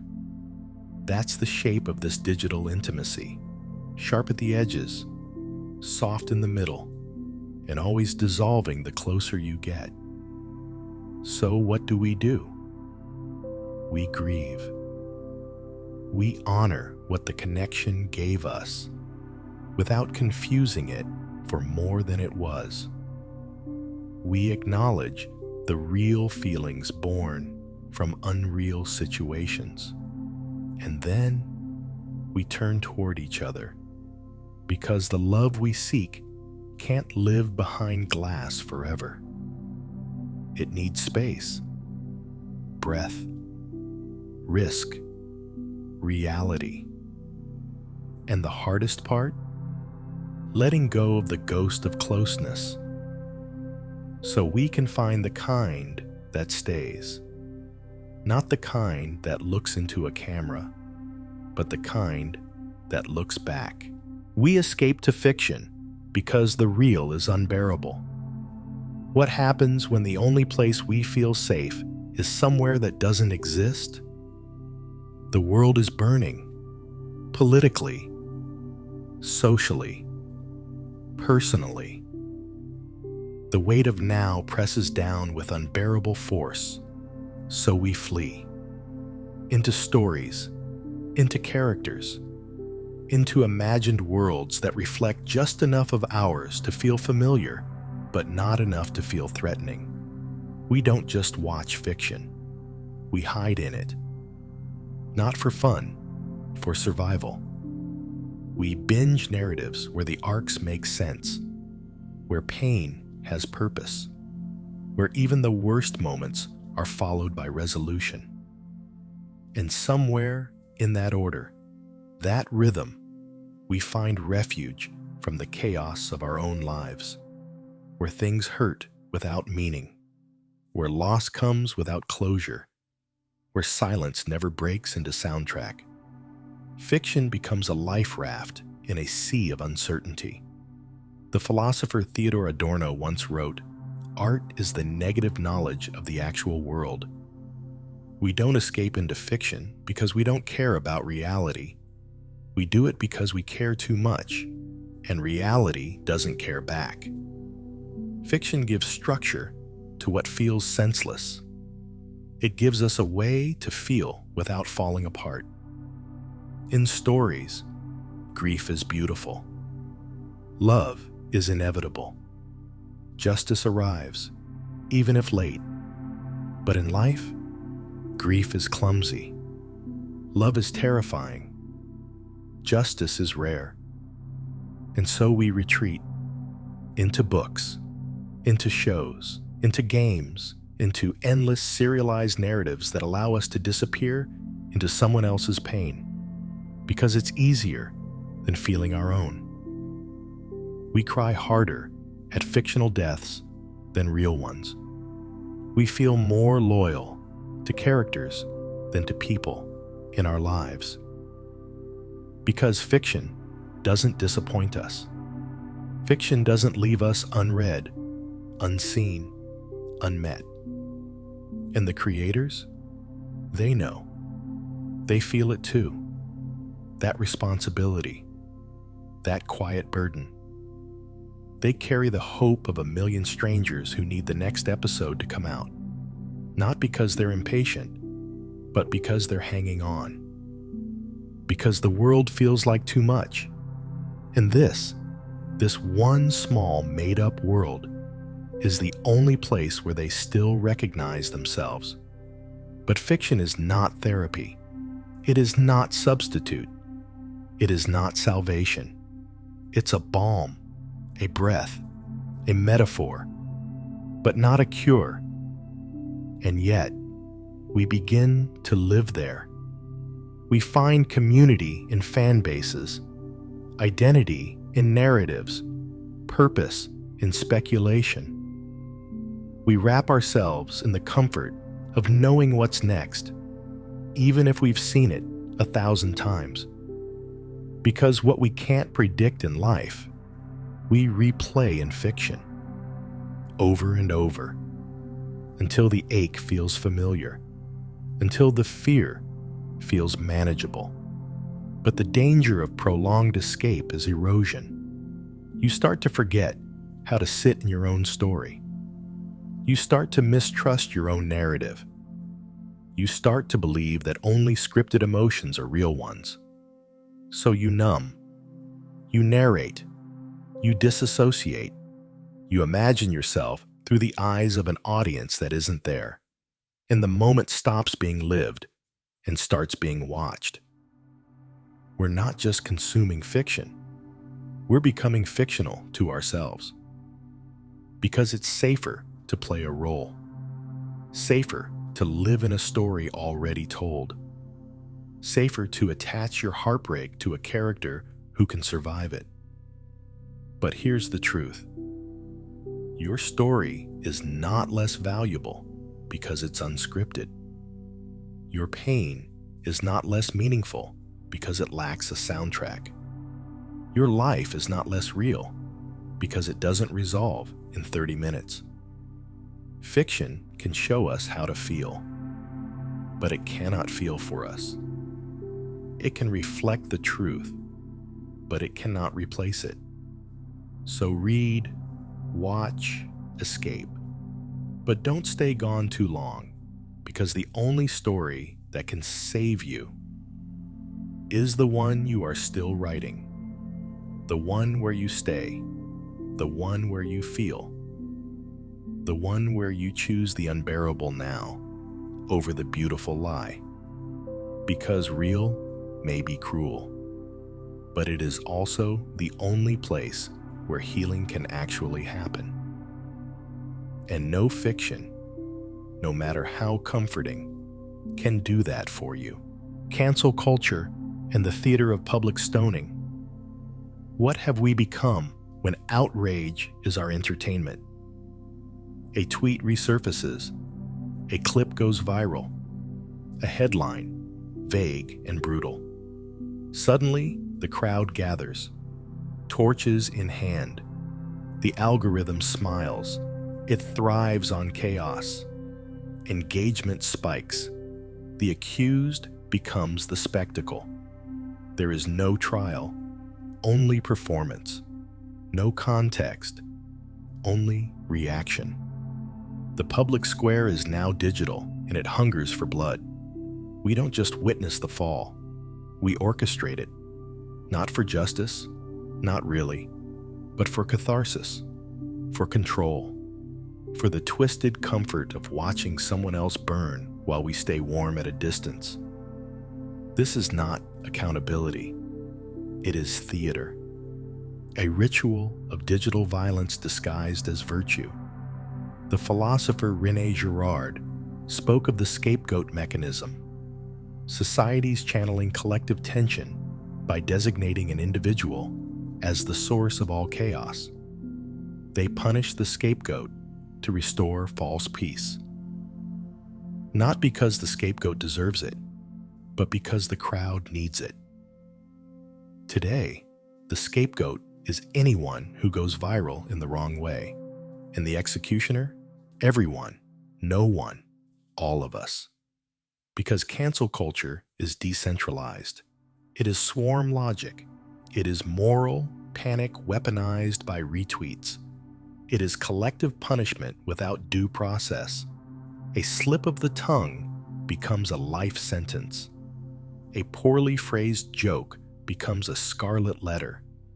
And apology? That's just another performance, judged for its tone, timing, tears. Forgiveness is not profitable. Outrage is. We watch as the person crumbles. Statements are posted, videos removed, comments turned off. They vanish from the platform, or worse, they stay, haunted by ghosts in the replies. And we move on to the next one. The cycle continues. The wheel turns. the audience claps, because somewhere in the spectacle, we feel powerful. But what does that power cost? Empathy, nuance, the recognition that behind the username is a life, a complicated, contradictory, evolving human being who, like all of us, is capable of harm and growth. But the theater of cancellation has no room for evolution, only exile.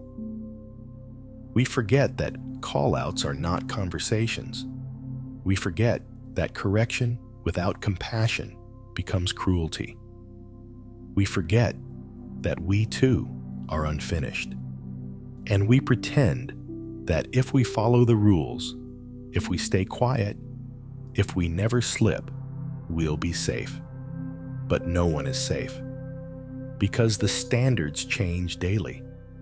The mob has no memory, and the algorithm feeds the fire regardless of what burns. Even silence becomes a sin. Even nuance is suspicious. So we shrink. We censor. We flatten ourselves into something likable, inoffensive, algorithmically pure. And slowly, art dies. Honesty dies. The courage to risk being wrong dies. And all that's left is noise. Echoes of outrage bouncing between screens until we can't hear ourselves think. Until we no longer remember how to disagree without destroying. Until we forget that accountability is supposed to heal, not humiliate. There are people on the other side of the screen, people who wake up to death threats, people who spiral, people who don't survive it. But we don't see them. We only see the moment, the clip, the quote, the caption. We don't ask who they are. We ask, do they deserve the fire or not? And if the answer is yes, even for a second, we light the match. This is not justice. This is entertainment in a world that mistakes punishment for progress. So what do? We pause. We listen. We ask questions before drawing swords. We remember that every public figure is still a person, flawed, learning, scared. We hold space for accountability without annihilation. We let people grow without needing to vanish. Because if we build a culture where redemption is impossible, we build a world where only silence survives. And silence is not healing. It is fear. So before you throw the next stone, ask, what part of me enjoys this? And what does that say about the world we're building? When your worth is a metric, you stop being human. What remains of the self when value is always measured? We used to ask each other, how are you? Now we ask, how's it performing? The shift is quiet but total, subtle but devastating. A creeping belief that if you cannot track it, measure it, prove it, it isn't real. That joy must be seen, that success must be shared, that meaning must be quantified to matter. Your art, your words, your face, filtered through views, likes, comments, impressions, numbers that speak louder than your voice, louder than your intent, louder even than your pain. You begin to live in analytics, not in moments, but in metrics, not in presence, but in performance. And slowly, you stop asking, what do I feel? And start asking, how did it do? The philosopher Erich Fromm warned of this in to have or to be. That modern society had replaced the experience of being with the obsession of having. We no longer are valuable. We must possess value. Demonstrate it, broadcast it, earn it over and over again. And if we don't, we disappear. In this world, invisibility is failure. Irrelevance is death. To be overlooked is to be erased. And so, we panic. We optimize. We perform ourselves into versions that gain traction. We tweak our personalities like marketers. We adjust our vulnerabilities like product features. We are not people. We are profiles. And if the profile underperforms, we believe we have failed. Not the algorithm, not the system, us. Because when worth is reduced to a metric, we internalize every fluctuation. We take the dip in engagement personally. We equate virality with virtue. And we forget that most of what is real, most of what is human, happens in the quiet, off camera, unposted, unscored. But the system teaches us not to trust those moments. The real is not visible enough. The real doesn't trend. So we compress our lives into legible signals. A hot take, a selfie, a breakdown in 60 seconds or less. Not because we want to, but because silence has become suspect. Absence is interpreted as failure, and rest looks like irrelevance. So we keep going, even when we're exhausted, even when we're empty, because the numbers demand it.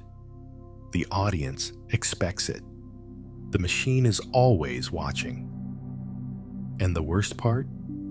We begin to watch ourselves the same way. We look in the mirror and see not a face, but a feed. We ask not, do I love this? But will they? We post and wait, not for connection, but for confirmation. Am I still worthy today? Did the metrics say yes? We become addicted to the external yes and terrified of our own silence. But the metrics will never hold you. They will never care for you. They will never see the nuance in your tears or the quiet triumphs of your healing. They will never say, you are enough, when everything else says otherwise. Because metrics can only measure attention, not worth, not beauty, not soul. And the more we mistake attention for worth, the more we starve the parts of ourselves that don't produce, the parts that sit in stillness, the parts that fail in public, the parts that cry without sharing it, the parts that rest and dream and love with no witness at all. Those parts are human. But we forget. Because the culture tells us, you are only as good as your last post.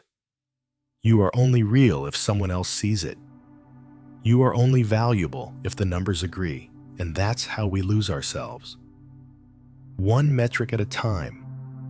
So ask yourself, when was the last time you created without sharing it? Loved without proving it? Lived without checking how it looked? You were not born to be content. You were not made to be measured. You are not a graph. You are a life. And no algorithm, no matter how accurate, can define what that's worth. Are we documenting our lives or just staging our deaths? When the camera is always on, are we still living or rehearsing our own disappearance? It starts with a moment. You feel something, joy, awe, stillness, and instinctively your hand reaches for the phone. Not to preserve it, but to prove it. Because if you don't capture it, does it count? If no one sees it, Did it even happen? We no longer trust our memories. We trust footage. We no longer live the moment. We prepare it for consumption.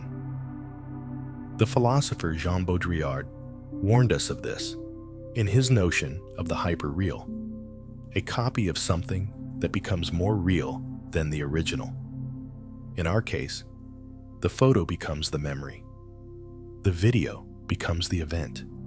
The documentation becomes the reality, and the moment itself, it slips quietly into the background, uninhabited, forgotten. We think we're preserving life, but we're embalming it. We pose instead of play. We film instead of feel. We narrate instead of notice. We are not living. We are staging. And slowly, each performance becomes a funeral for a moment that never truly lived. We document our food before we taste it. We document our friends instead of being with them. We document our joy with the same urgency we document our grief. Because, in the economy of content, everything is material. Nothing is sacred, not even loss. And that is when it becomes dangerous. Because death, real death, isn't content. It's absence. It's silence. It's the end of documentation. And yet even here, we reach for the camera. To process, to share, to explain, but also to perform. Not always out of malice, but out of momentum. Because we've trained ourselves to document every milestone, even the ones that crush us. We post eulogies before we've cried. We upload our tears before we've healed. We live stream the vigil. We record the breakdown. We turn mourning into a montage. And while some say it's catharsis, often it's something else. A desperate attempt to hold on to a self that is slipping through the cracks of a culture that demands constant exhibition. The fear isn't just that we'll forget the moment, it's that we will be forgotten. So we stage everything. Even our suffering, even our silence. And we tell ourselves we're making memories, but what we're really building is a mausoleum. A digital archive of all the selves we never fully inhabited, but made sure to capture before they faded. One last photo, one more vlog, one final upload before this version of me dies and a more clickable one is born. But how many times can you do that? How many times can you kill the moment for the image? How many versions of yourself can you bury under filters and captions before you forget which one was ever real? We don't fear death. We fear being unseen when we die.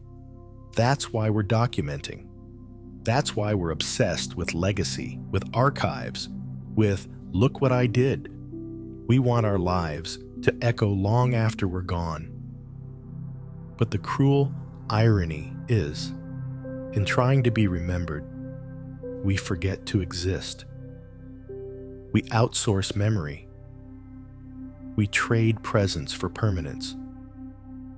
And in doing so, we stage our lives in reverse, always preparing for a time when we are no longer here.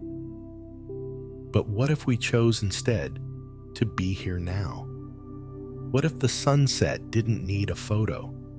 What if the laughter didn't need proof? What if the moment was enough, even if no one ever saw it? Because to live fully is to disappear sometimes, to let the moment pass through you without capturing it, to be forgotten by the world, but remembered by yourself. You are not a brand. You are not a museum. You are not a legacy to be curated. you are a breath, a flicker, a heartbeat. And if you're always filming, you'll miss it.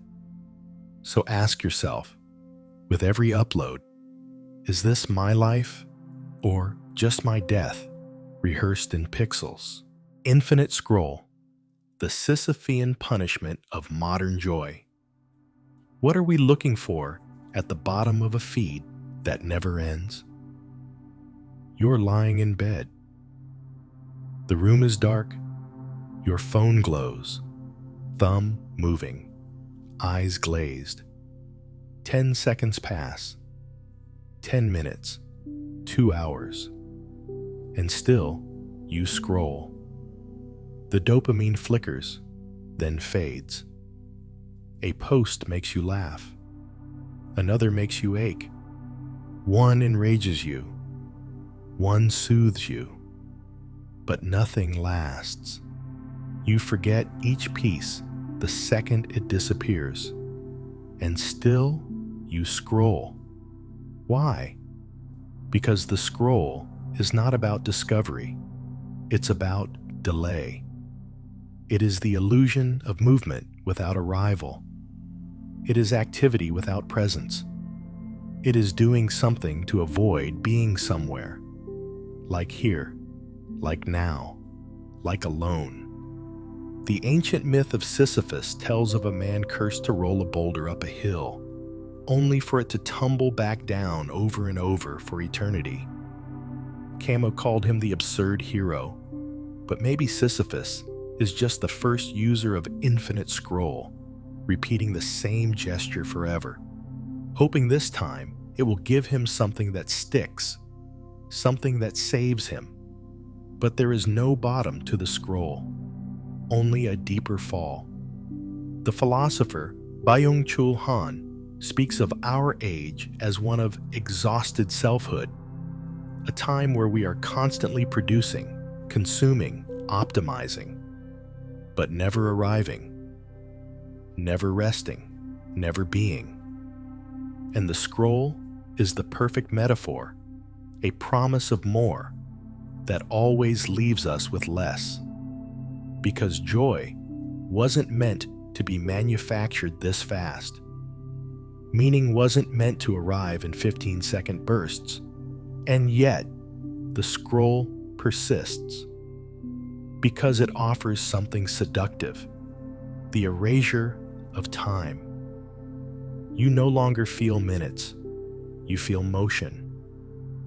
A blur of distraction dressed up as purpose. You trick your brain into thinking it's full, while your soul starves for silence. What are we avoiding? Ourselves. The grief you haven't processed. The decision you keep postponing. The loneliness you're afraid to name. The terrifying question you don't want to ask. What if this is all there is? So you scroll. Looking for a post to fill the ache. A video to tell you who you are. A meme to say what you can't. Hoping the algorithm will stumble into your truth for you. But algorithms don't know your soul. They only know your patterns. And if your pattern is avoidance, they will feed it. Because infinite scroll is not a bug. It is the design. It's not meant to satisfy you. It's meant to keep you engaged, keep you passive, keep you numb enough not to leave, awake enough not to sleep. And so we trade our mornings and our nights and our presents, all for a chance at something just beyond the next swipe. But joy doesn't live there. Joy lives in friction, in slowness, in the things that don't autoplay, a conversation that doesn't fit in a caption, a breath that takes longer than 10 seconds, a truth that unfolds over time. You can't scroll your way to selfhood. You can't binge your way to peace. So ask yourself, what am I hoping to find in the next post? And why hasn't it come yet? Maybe because you're not meant to find it there. Maybe the thing you need is waiting where the scroll ends, where the phone goes dark, where your breath returns, where the only algorithm is the rhythm of your own heart. But to get there, you have to stop. Not swipe slower, not scroll better. Just stop. Because Sisyphus never escaped the rock. But you can choose to let it go. When everyone's a brand, who is left to be a person? What is identity when every part of the self is optimized for visibility? We used to ask, who am I? Now we ask, what's my niche? We used to be people. Complex, inconsistent, full of contradictions, and quiet parts that never needed to be explained. But now we are told to package ourselves, to be digestible, marketable, to have a personal brand, a voice, a style, a story, not for ourselves, but for an audience. To exist in this world, you must sell yourself, not just what you do, not just what you make. You. The philosopher Erich Fromm called this the shift from being to having. We no longer ask what kind of life we're living. We ask how it looks, how it performs, how it ranks. Personality becomes product. Identity becomes content. And we build ourselves like storefronts, curated, lit, always open. But what happens to the parts of you that don't perform well? What happens to the sadness that doesn't look good on camera? To the confusion that can't be captioned? To the parts of you that aren't relevant to your brand? They get buried, erased, unseen. Because in the marketplace of identity, only consistency wins. And people are not consistent, but brands must be. So, we flatten ourselves. We hide our depth. We smile when we don't want to. We speak with polish instead of pain. We become reliable characters in a narrative written for strangers. And slowly, we forget how to be anything else. What began as expression becomes performance. What began as sharing becomes strategy. You wake up and think, what should I post? What does my audience expect from me today? How can I be me in a way that sells? But you is not a constant. It's a storm, a spectrum, a changing thing. And branding doesn't allow for that. Branding demands coherence. It demands predictability. It demands that even your breakdowns fit the aesthetic. And so we monetize our vulnerability. We aestheticize our sadness. We turn even the cry for help into an engagement opportunity. Not because we're shallow, but because we're trained. We are taught that the only version of the self that matters is the one that performs. That the self without an audience is not real. That to step outside your brand is to risk being forgotten. But the soul doesn't care about visibility. The soul wants contradiction, wants mess, wants days that don't make sense, and stories that never get posted, and thoughts that never make it past the inside of your chest. And the soul suffers when it is branded. Because a brand can't hold grief. It can't hold silence. It can't hold the slow, beautiful decay of uncurated living. The philosopher Soren Kierkegaard said, "The greatest hazard of all, losing oneself, can occur very quietly in the world, as if it were nothing at all." That is what branding does. You don't lose yourself in a loud moment. You lose yourself in 1,000 small edits, 1,000 curated captions, 1,000 quiet compromises made in the name of being consistent. Until one day, you wake up fluent in a version of yourself that everyone loves except you. So who's left? When everyone is a brand, who dares to be a person? Someone who is confusing, someone who changes, someone who is not always on message, someone who doesn't care if they're watched, someone who doesn't need to post the pain to process it, someone who can disappear and still feel real. That person still exists, buried under metrics, buried under expectations, waiting. So maybe today you don't post. Maybe today you write something that no one reads. Maybe today you live a moment that doesn't become content because you are not your brand. You are not a product. You are a person. And that is not something you sell.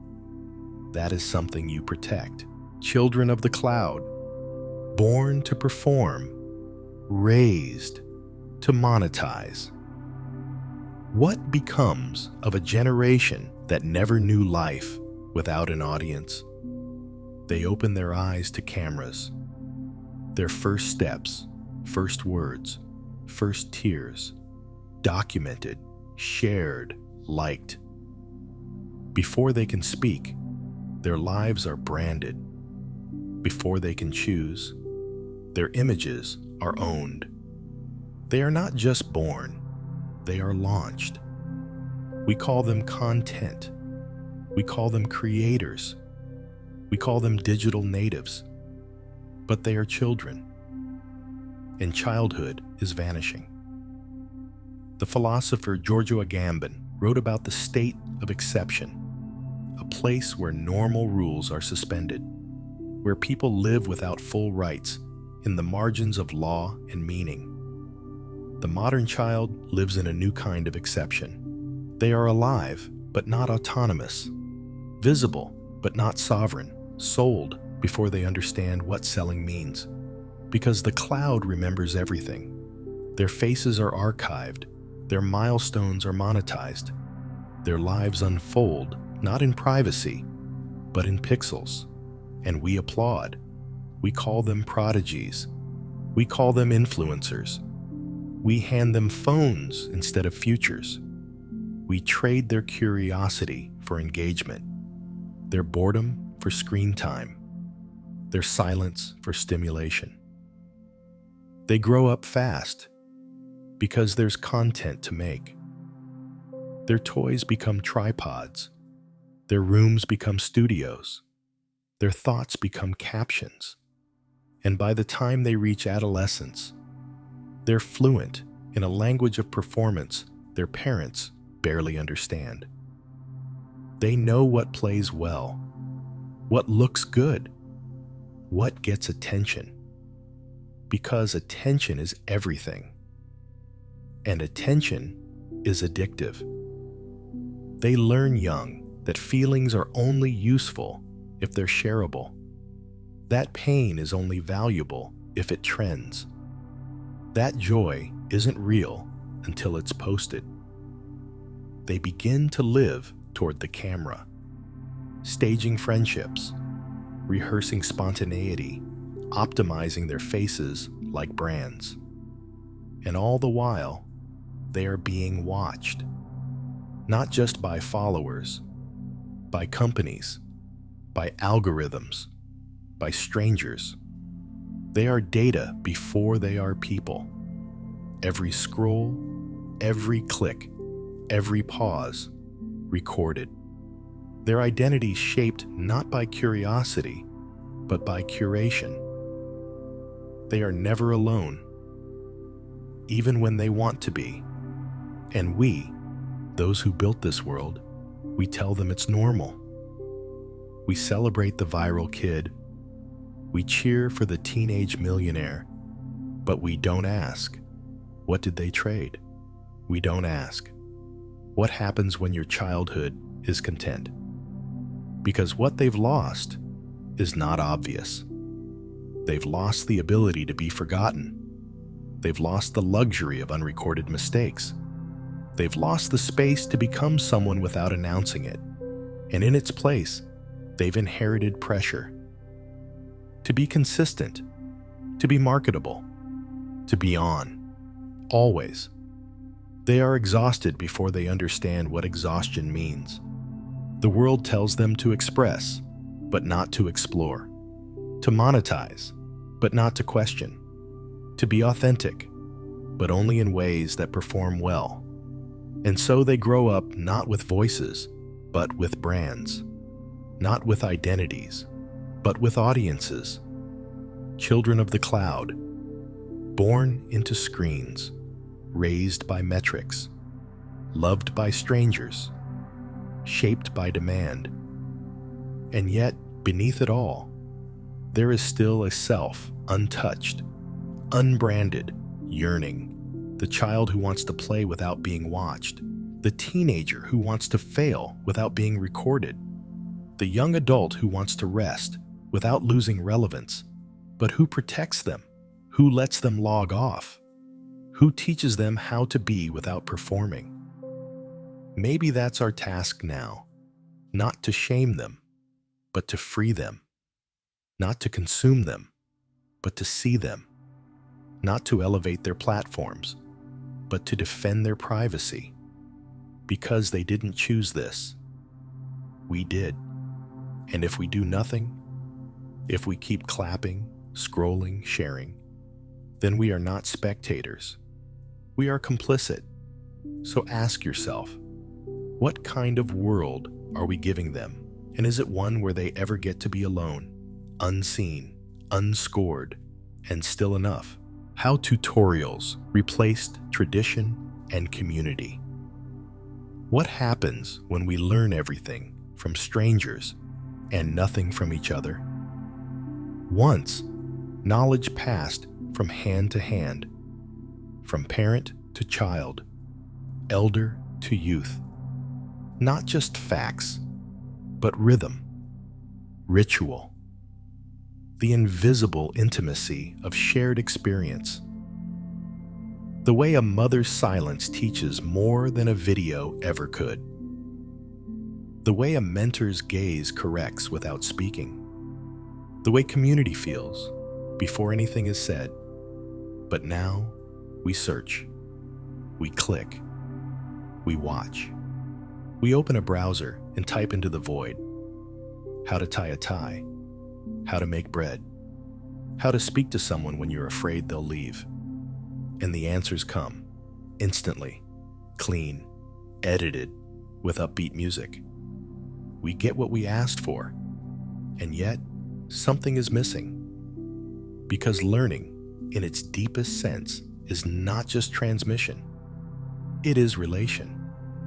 And tutorials, however efficient, do not relate to us. They instruct, they inform.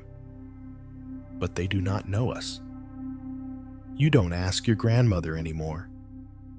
You don't call your friend.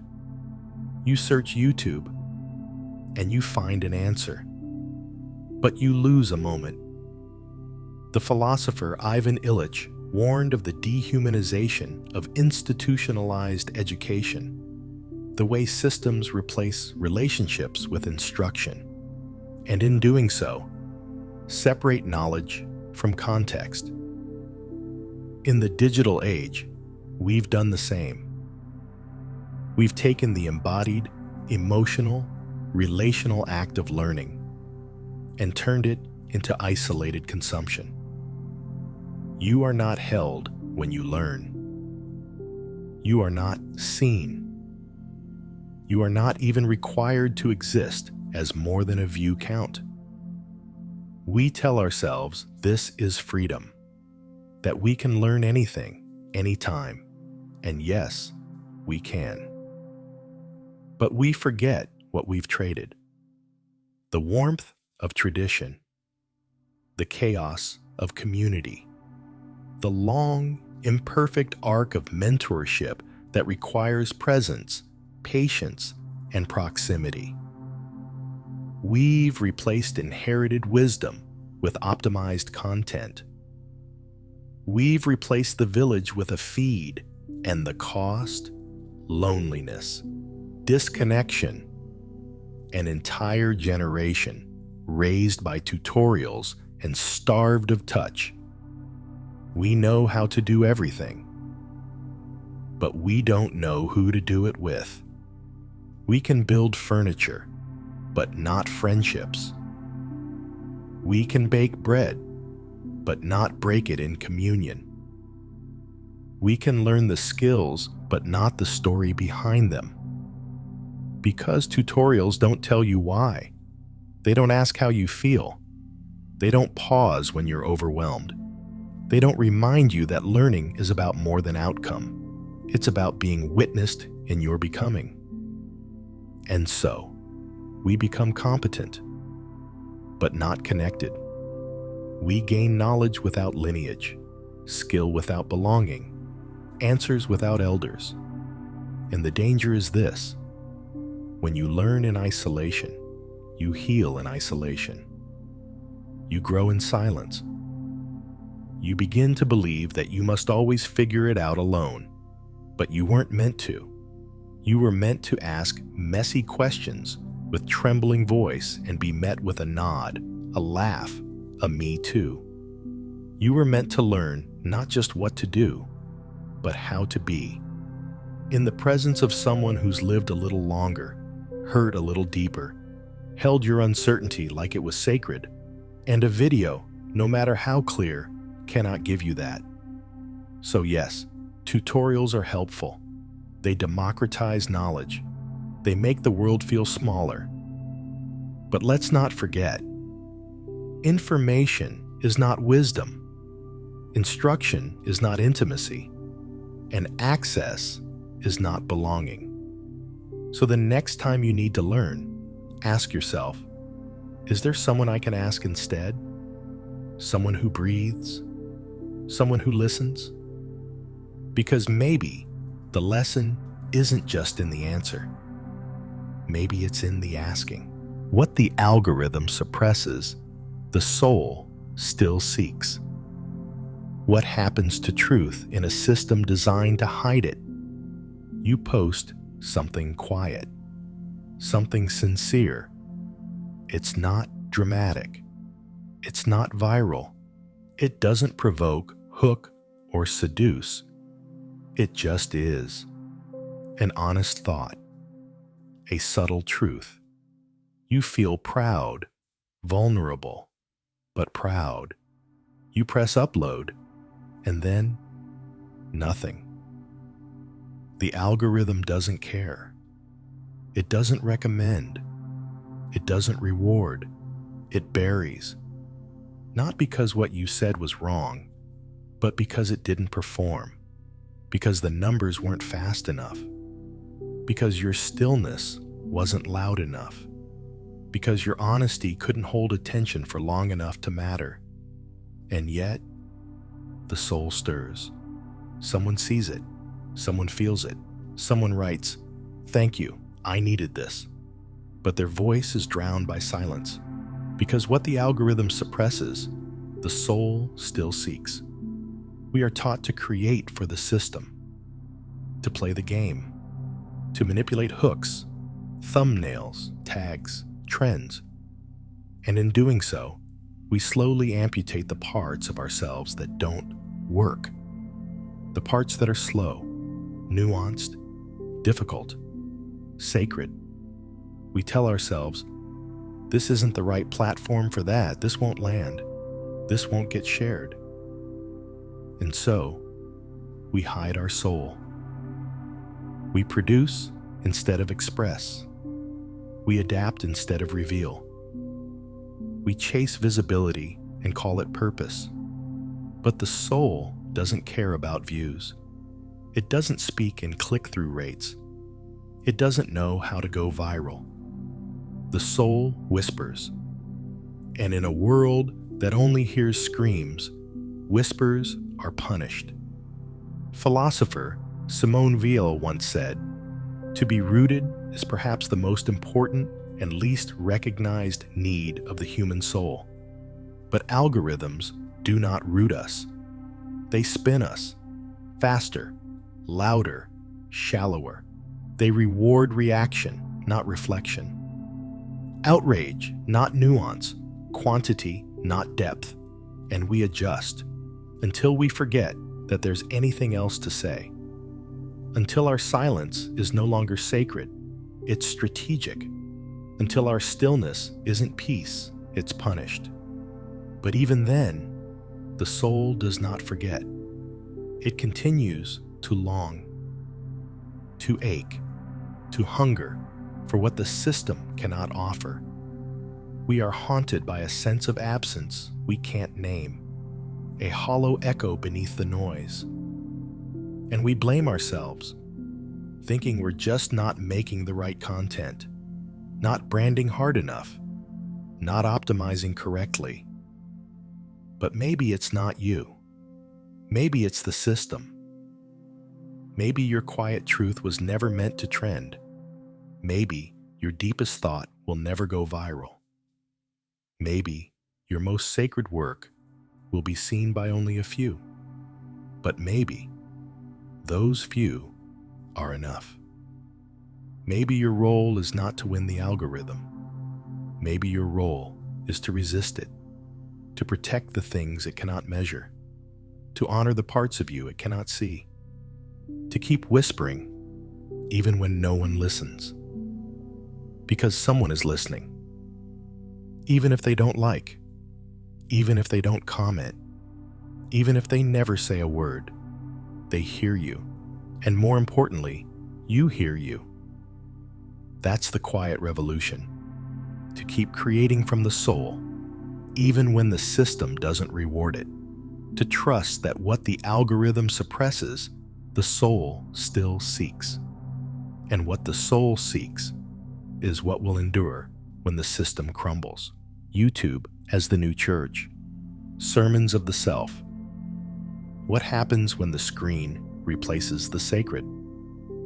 We don't gather in pews. We gather in playlists. We don't kneel before altars.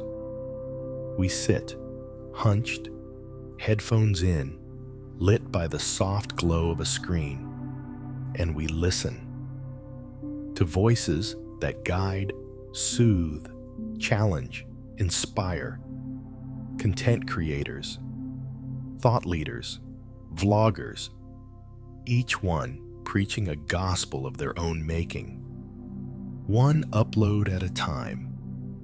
This is not entertainment, it is ritual. We return weekly. We comment like prayers. We quote our favorites like scripture. We tithe, not in money, but in attention, in watch time, in clicks, in trust. And what we receive in return is not just knowledge or distraction, it's meaning, because we are starving for it. The old forms are crumbling. Institutions once seen as sacred have fractured. The family, the church, the school, the community, none are guaranteed anymore. And in their place, we find content. We build parasocial relationships with strangers who feel more consistent than our own families. We turn to creators not just for advice, but for identity. Who am I? What do I believe? How do I live in a world that keeps breaking? And somewhere, in the right voice, at the right moment, a video answers. And for a moment, you are held. You are not alone. And it feels holy. But this new church has no doctrine, no shared truth. Only algorithms feeding you the gospel of what you already believe. Each recommendation a deeper descent into self. A sermon tailored to your history, your fears, your past clicks. It doesn't save you. It mirrors you. And a mirror is not a god. It cannot challenge. It cannot transcend. It cannot deliver you from yourself. And so, we begin to spiral inward, endlessly seeking validation, endlessly consuming messages that reinforce our own worldview. We are no longer worshipers. We are brands. Each of us a preacher, a follower, a congregation of one. And that loneliness runs deep, because the old churches had something we've lost: communion, the shared breath of people in one room, the sacred slowness of collective ritual, the grounding silence before the first word was spoken, the confession that echoed not for views, but for healing. Now we upload our sins, we monetize our stories, we confess to a faceless crowd, and still we wonder, why am I not whole? Because meaning isn't scalable. Healing isn't profitable. Faith doesn't fit in a recommended video. We think we are listening to others, but we are often just listening to curated reflections of ourselves. Sermons of the self, affirming, aesthetic, addictive, but rarely transformative.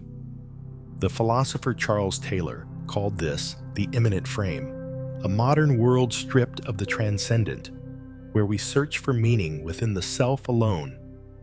But the self, unanchored, begins to drift. And YouTube, vast, brilliant, endless, becomes the ocean. And we drown in it, looking for something sacred, something steady, something real. But sacredness is not found in infinite choice. It is found in limits, in presence, in slowness, in community, in silence. And these are the things the platform cannot give. So what do?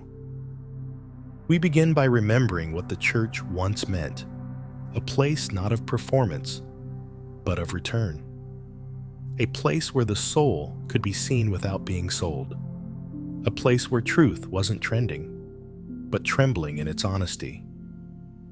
And maybe in this new digital cathedral, we can still carve out something sacred. Not through numbers, not through noise, but through the quiet act of meaning what we say. So the next time you press play, ask, is this feeding me? Or is it just filling the silence?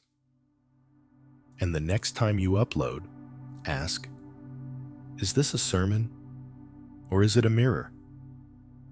Because if everything becomes a performance, then nothing is sacred. And if nothing is sacred, what do we still have left to believe in? Editing our truth. How we mutilate reality to be liked. What is truth when every cut, every crop, every filter is a compromise? We film our lives. Then we edit them. We cut the pauses. We trim the stutters. We adjust the color to make the moment look warmer than it felt. We remove the parts where we seem unsure, unpolished, unlovable. And slowly, silently, we begin to edit not just the footage, but ourselves, until the version of you that's posted becomes the version of you start to believe in. Until reality begins to feel incomplete unless it's been reviewed, revised, approved. We don't call it lying, we call it branding. We call it aesthetic. We call it getting the message right. But underneath the polish is a person slowly being erased. The philosopher Jean-Paul Sartre spoke of bad faith, the human tendency to deceive oneself, to escape the anxiety of freedom by hiding behind roles, appearances, and expectations. In editing, we tell ourselves we're shaping a story, but often we're hiding behind transitions, behind music, behind the curated narrative we hope will make us acceptable. Because raw truth is terrifying. Raw truth might not trend. Raw truth might be misunderstood, ignored, rejected. So we craft the version that won't be. We cut out the mess. We blur the vulnerability. We add soundtracks to our pain so it lands softer, performs better. And then we wonder why we feel hollow. We wonder why our most intimate confessions don't satisfy us, why the applause feels distant, why the comments, even the kind ones, don't land. It's because they're not responding to you. They're responding to the version you've trimmed down to meet them halfway. And somewhere, in the editing room of your mind, your truth sits, uninvited, imperfect, messy, desperate to be seen as it is. But there's no room for it in a world that demands perfection. So we internalize the editor. We begin to think in cuts. We shape conversations in real time, wondering how they'd look on screen. We rehearse authenticity. We feel something and instantly imagine how to package it. Even our joy comes with a mental camera angle. Even our grief arrives with a caption in mind. And slowly, life becomes content before it becomes experience. Editing is no longer what we do. It becomes who we are. Because if we can control the story, maybe we can control the response. Maybe we won't be rejected. Maybe we won't be alone. Maybe we'll be enough. But here's the truth. No version of you, no matter how expertly edited, will protect you from the ache of being human. No filter will save you from longing. No cut can remove your need to be held, not just viewed. The soul does not want to be liked.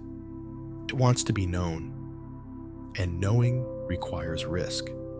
It requires letting people see the parts you'd rather delete. It requires showing up with the shaky voice, the awkward laugh, the silence you don't know how to fill. It requires being whole, not just being watchable. So maybe sometimes you post the unedited version, the one with the pause, the one with the tremble, the one where you don't have a conclusion, because truth doesn't need a highlight reel. It needs a witness. And you don't have to mutilate your reality to earn one. The death of boredom. How YouTube colonized silence. What becomes of us when every pause is filled? We used to stare out windows. Let time pass. Watch light crawl across the wall and feel nothing. Just be. But now, the moment silence enters, we reach. For the phone, for the tab, for the endless stream of sound and color and opinion and story. Because we've been taught that boredom is failure, that silence is useless, that stillness must be optimized. But boredom was never the enemy. It was the doorway to thought, to creativity, to discomfort, the kind that births truth. And now we have declared war on it. The philosopher Blaise Pascal warned, all of humanity's miseries stem from man's inability to sit quietly in a room alone. And we've taken this inability and monetized it, turned it into a system, a business model, an entire empire of distraction. YouTube didn't invent this, but it perfected it, a machine that knows what you like before you do. That lines up the next hit before the current one fades. That keeps you from ever feeling the friction of stillness again. It is not malicious. It is efficient. And you are complicit. Because silence is now a threat. A moment without noise is a moment where the thoughts creep in, the regret, the grief, the question you've been postponing for months. So we run into playlists, into reactions, into tutorials for things we'll never actually do. And boredom dies quietly. Not all at once, but piece by piece. Every time we fill a pause that was meant to stretch us. And the death of boredom is the death of reflection. Because if you never face the void, you never hear what echoes back. You never notice the ache that's been humming just beneath your skin. You never finish a thought, only trade it for the next one. We call it entertainment. We call it relaxation. But often, it's sedation, not rest, escape. YouTube becomes the background hum of our existence. We don't watch with intent. We watch to drown, to avoid the slow agony of an unoccupied mind. But the mind needs vacancy, needs boredom, needs stillness. That's where creativity begins. That's where selfhood sharpens. That's where the unspeakable truths rise to the surface. Not when we're engaged, but when we're quiet. And the algorithm knows this. So it keeps you moving, keeps feeding, keeps suggesting. Because a bored mind is unpredictable. A bored mind might log off. A bored mind might wake up. But waking up is dangerous. It's slow.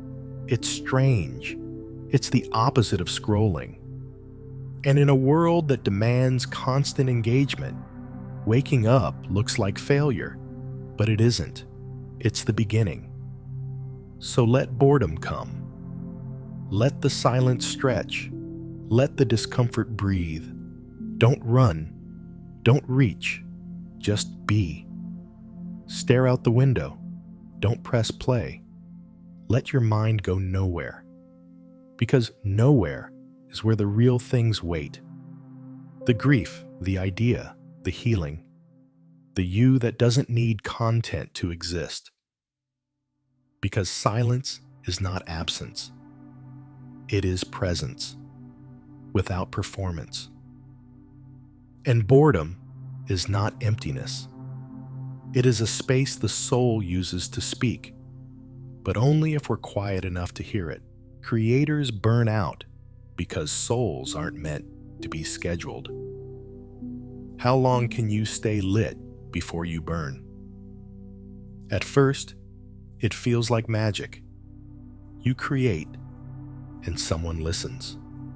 You speak, and someone answers. There's momentum, validation, movement. The ideas come easily. The uploads feel meaningful. You tell yourself, this is it. I found the thing I was born to do. And then, it becomes a calendar. You post on Monday, edit Tuesday, engage Wednesday, draft Thursday, repeat. You build consistency and the audience grows. The algorithm favors you. People expect you. And slowly, imperceptibly, creation becomes obligation. Joy becomes quota. You don't ask, what do I need to say? You ask, what will keep me visible? You are no longer creating from your soul. You are creating from your schedule. The philosopher Karl Marx spoke of alienation, the way labor, under capitalism, severs us from our essence, turning us into tools for production. That's what happens here. The platform doesn't demand your ideas. It demands your output, your presence, your regularity. You're no longer an artist. You're a publisher, a machine.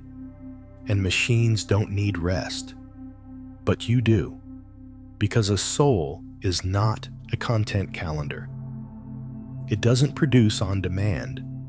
It doesn't perform on cue. It doesn't renew itself between upload windows. But you try anyway. You push through fatigue. You film through sadness.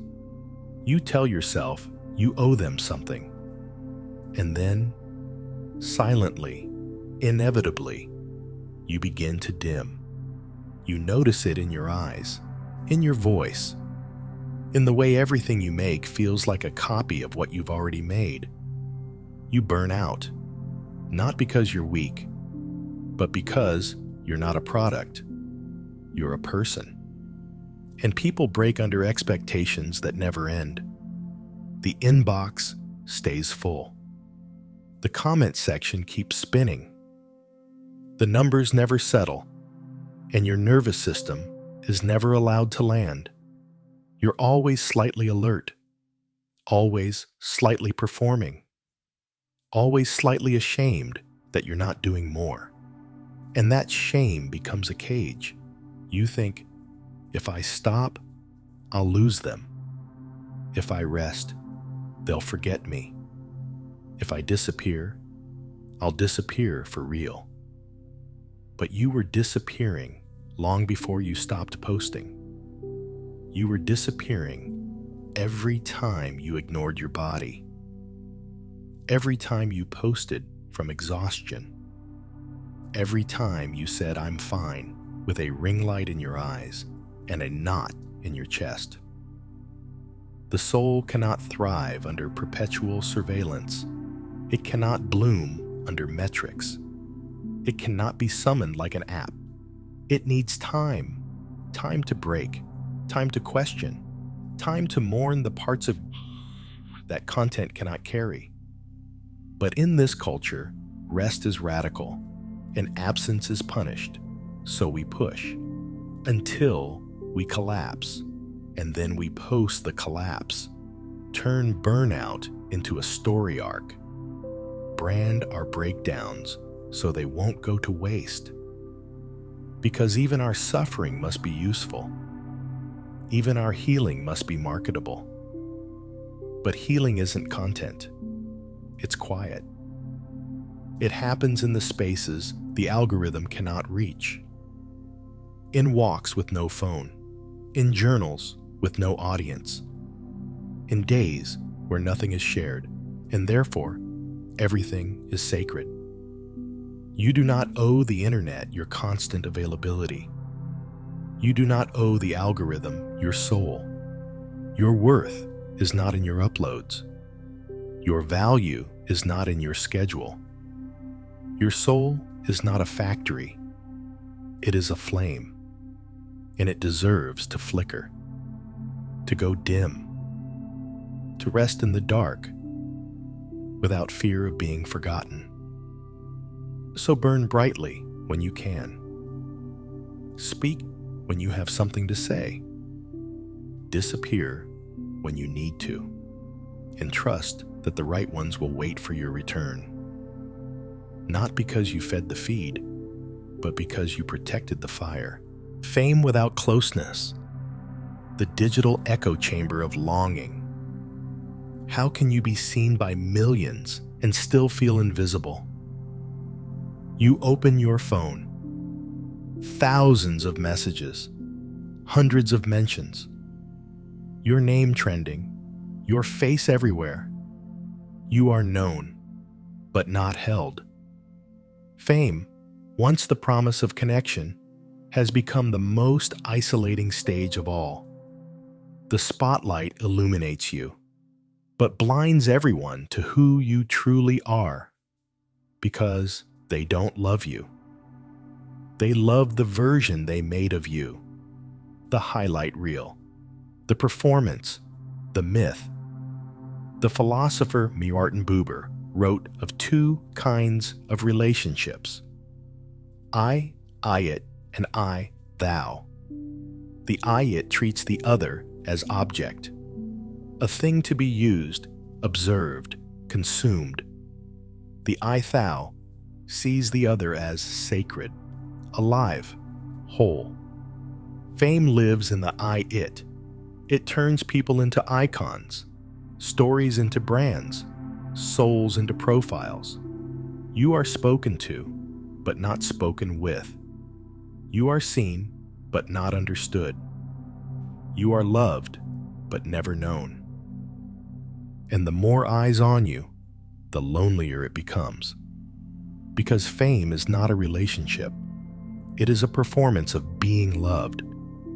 Your comments say, "I need you," but they don't ask, "How are you?"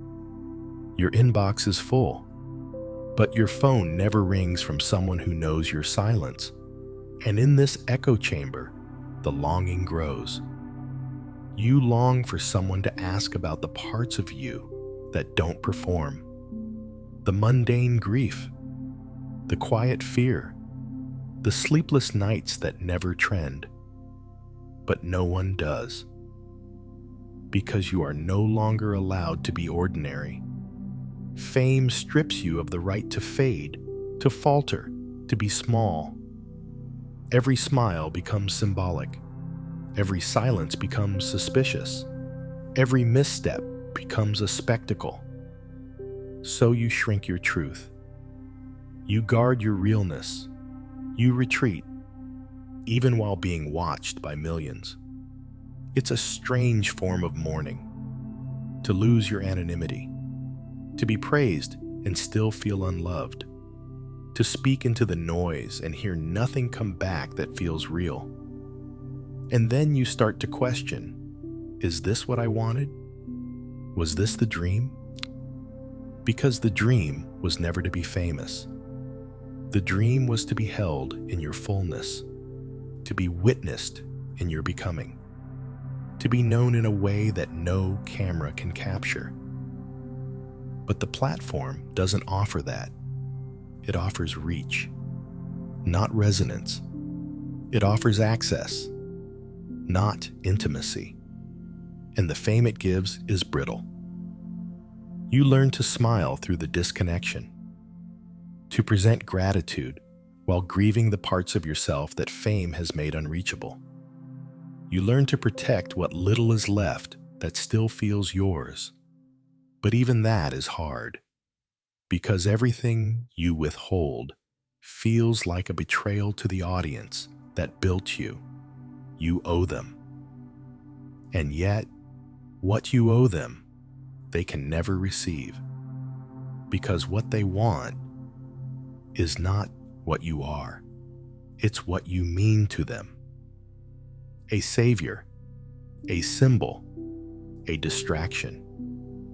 And slowly, your name becomes heavier than your voice. You become a stranger in your own story, because fame fills the room with people, but empties the air of intimacy. So what do? You find one person who sees the cracks, not the content, not the comments. You create without chasing approval. You speak without needing to trend. You reclaim your ordinariness like a revolution. Because to be close, truly close, means to risk being boring, to risk being wrong, to risk being you, unedited. And that is the kind of love fame can never offer. But you still deserve it. Not after the next milestone, not once the noise dies down, not if you keep producing now just as you are. Because closeness is not earned. It is given in stillness, in slowness, in sacred spaces far from the spotlight. And those spaces still exist, even here, even now, if you choose them. The algorithm ends, but you remain. What do you find when the noise stops? One day, the numbers will fall. The views will dip. The recommendations will miss. The uploads will slow. And the machine that once knew your every move will begin to forget your name. It always does. The algorithm is not cruel. It is not conscious. It is not mourning your decline. It simply moves on to someone younger, someone louder, someone who hasn't yet learned how fragile the spotlight really is. And you're left with something colder than failure. Irrelevance. No more comments. No more messages at 3 a.m. saying, "You saved me." No more engagement spikes. No more dopamine hits dressed as meaning. Just silence. And in that silence, the real reckoning begins. Because when the algorithm ends, what's left? Who is left? Do you know how to speak when no one is listening? Do you know how to feel when it won't be shared? Do you know how to live without performing it? For years, you shaped yourself around what worked. You posted through heartbreak. You optimized your personality. You swallowed your doubt, and you called it content. But content doesn't last. Not really. It fades, like everything made to be consumed. So what happens when the consumption stops? The philosopher Soren Kierkegaard said, "The most painful state of being is remembering the future, particularly the one you'll never have. And this quiet ending, is not the future you imagined. You thought it would keep growing, that your voice would keep echoing, that the platform would carry you all the way to something. But the platform never promised permanence. It promised reach. And reach is not roots. It never told you how to stay, only how to grow. And growth in this system is a treadmill. Faster, more, now. So now that it's over, or quiet, or slowing, you feel it. The ache of a self you postponed, the grief of a soul you once quieted just to stay visible. But here's what the algorithm doesn't understand. You are not over. You were never the metrics. You were never the schedule. You were never the performance. You were the moments in between. The pauses you almost deleted. The breath you held during your first video. The fear before upload. The message you sent to one person that changed everything. You were the soul behind the frame.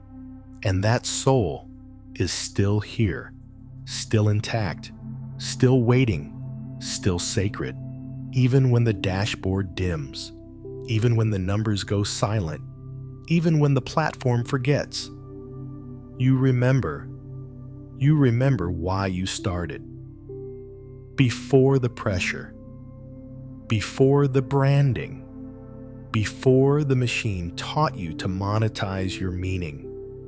So now, in this silence, listen, not to the algorithm, not to the ghosts of former fame. Listen to you. What do you want to make when no one is watching? What do you want to say that can't be clipped or captioned? What part of you still longs to be whole, not performative, just present? Because the end of visibility might be the beginning of vision. So grieve the noise if you must. Honor what it gave. Mourn what it took. But do not confuse silence with absence. Do not confuse the end of the algorithm with the end of you. You remain, and that, finally, is something worth creating from.